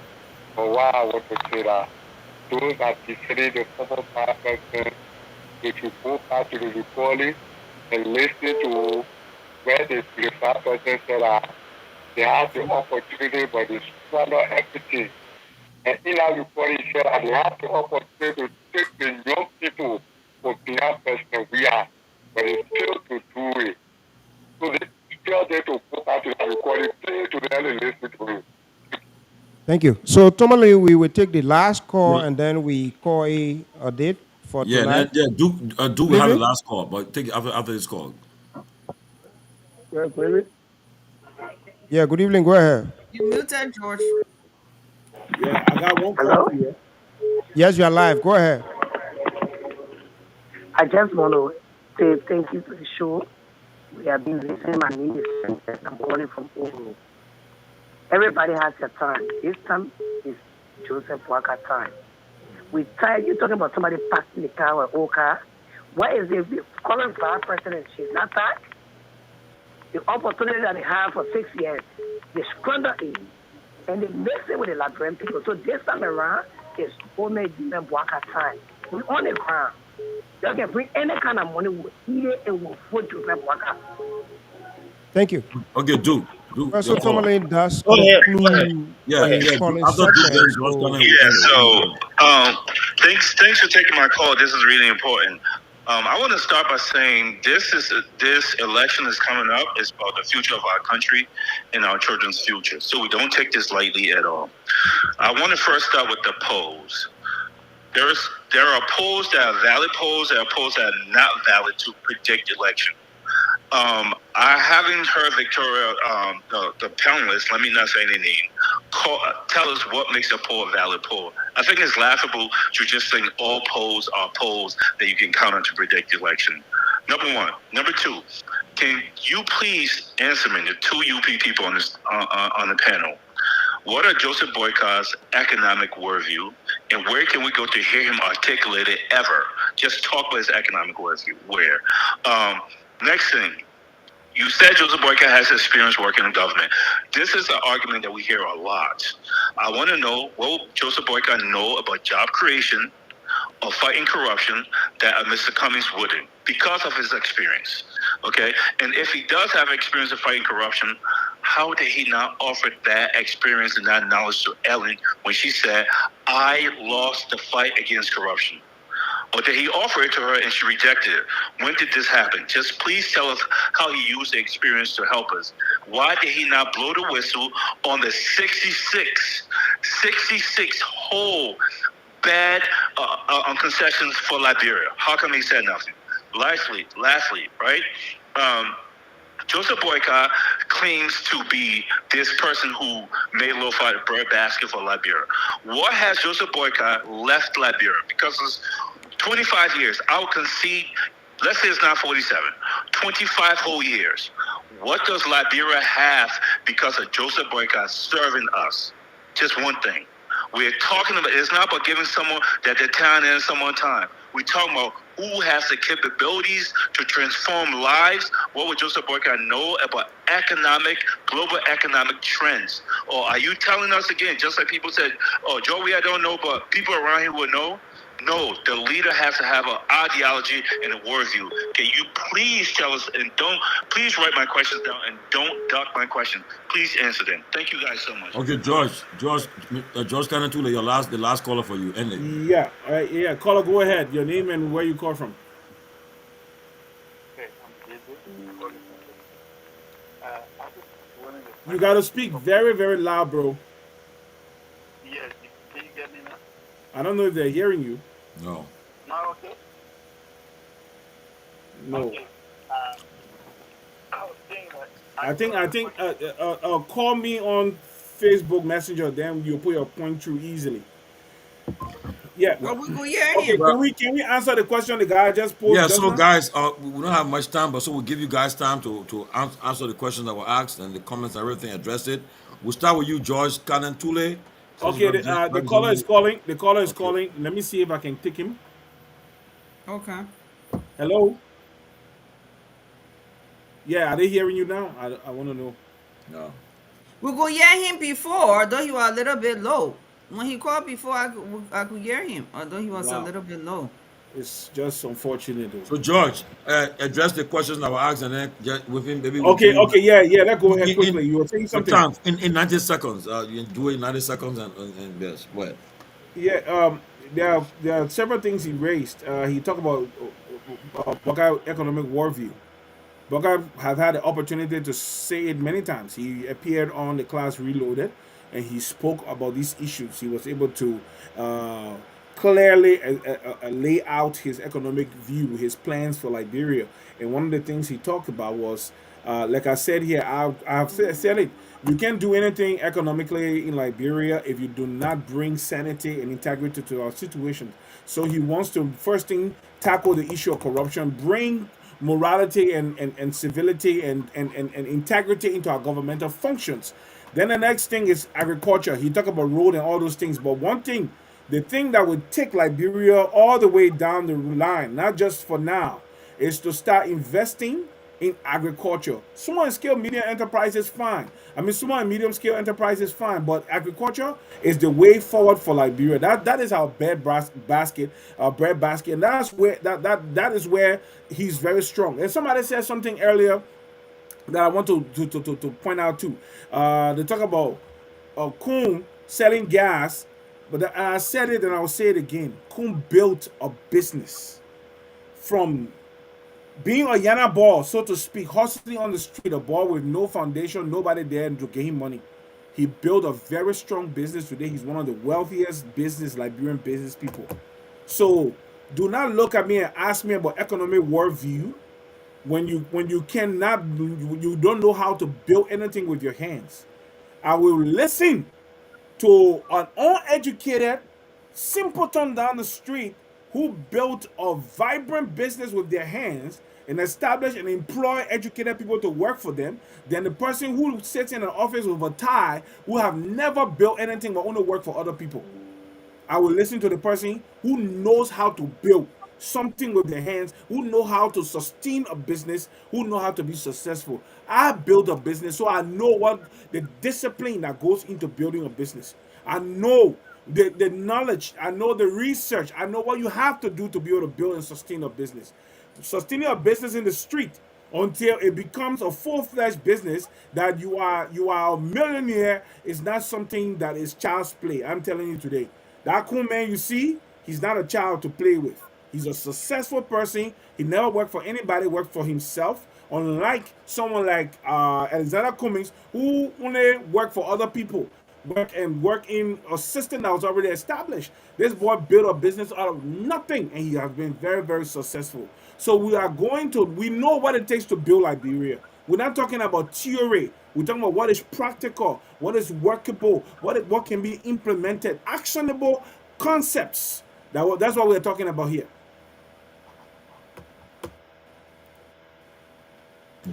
Duke. Listening, great calls, and I think we got an understanding of how the voters are going there. And people thought it was also all some dominance, but we know how the UP machinery works. But the facts are here. Let me say this, Oh, Josh, come when on. you talk about Come on. understanding business and who were built, the gentleman who spoke last and asked you that question built young people and turned them into millionaires in the NFL. So know who you're talking to. That's somebody who built. All right. Connect with him and he can probably explain with you more. So let's The start from the NFL, top. when they sign their No, ticket, when they let me sign their say this contract, to they you. become millionaires. What are you talking? Let me say this to you. Let me say this to you. It's You know, not that it are is we not a crazy here or simplistic what? thing, but I understand that you don't even know half of it. But let me go to the issues here, Tomalin. Another I think assumption today, again. Half of what? I think Half of today, what? I think today we had the Sure, he get opportunity. close in. Let him get close in. We gotta go. Look, I think today, right? There was one thing here that we proved to the Liberian people. The Unity Party does not have any vision to drive the country. They rely Mhm. on propaganda, they rely on empty stories, and they spend their time screaming and shouting unnecessarily. What I provided today was a new way forward. How Mr. Cummings is a better leader, what he presents in terms of his vision, and how he's going to fix our private sector. That remains the truth.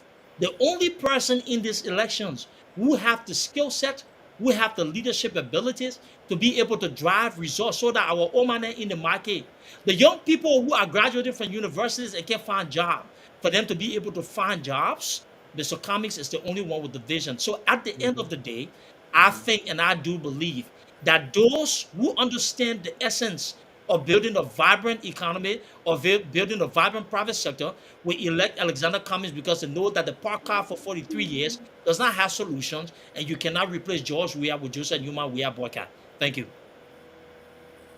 Well, okay. Jackie. Then Ooh, I like the way how he said Joseph Nima we are boycott. Oh, Duke, you are good at putting spin on things. I gotta give you an A for that.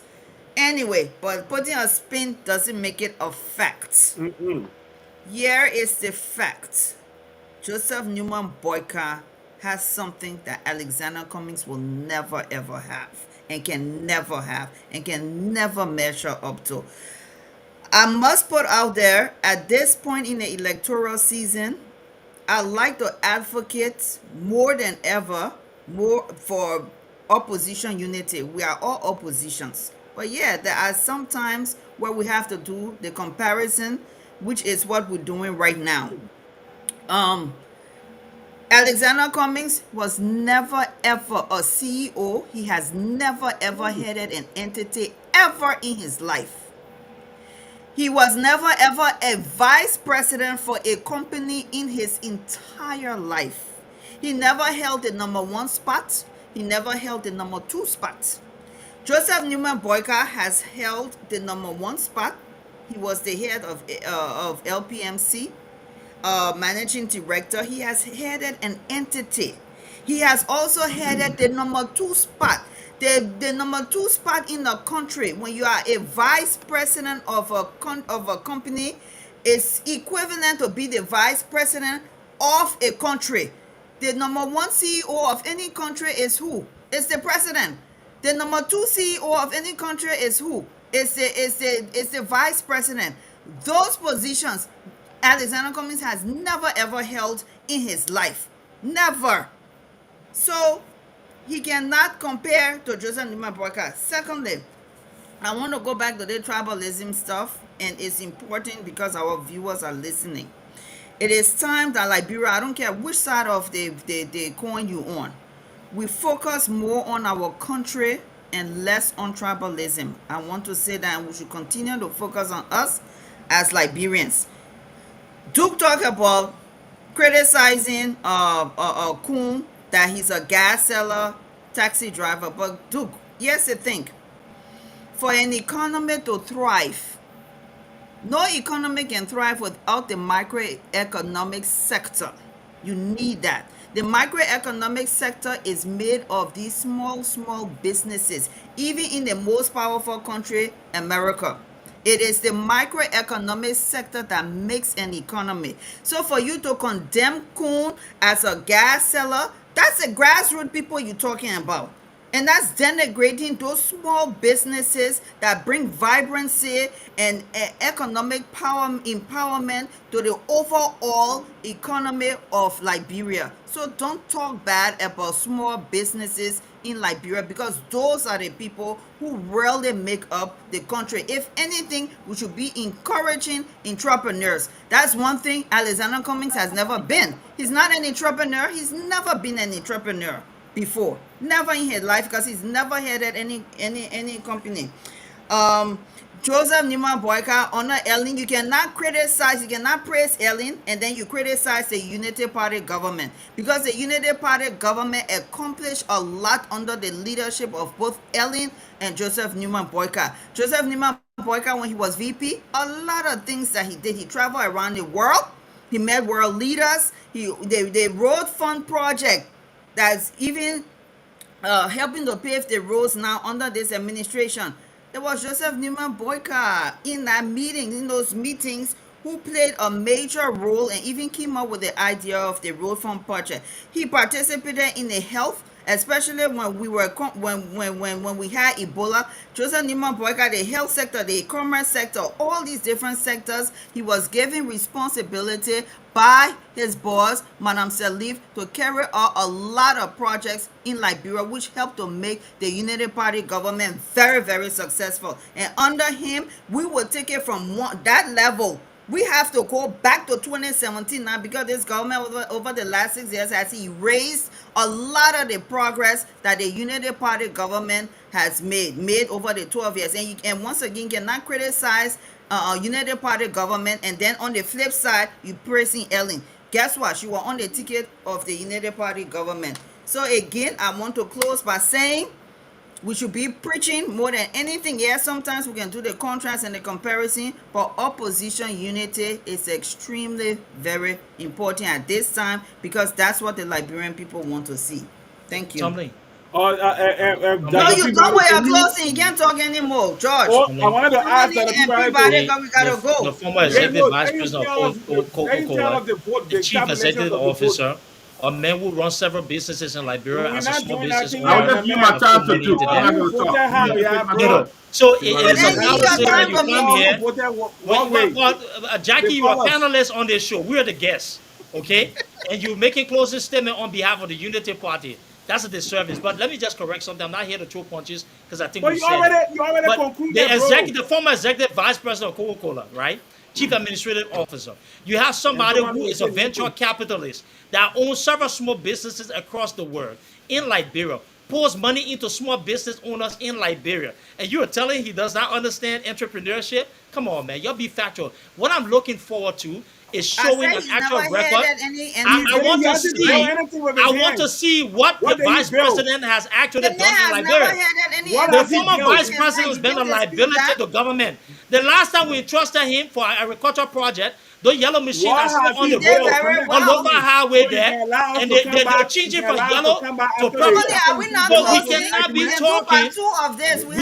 be talking. We cannot be talking about a former vice president who is a liability when it comes to governance. You guys are not serious. Okay, guys. Guys, this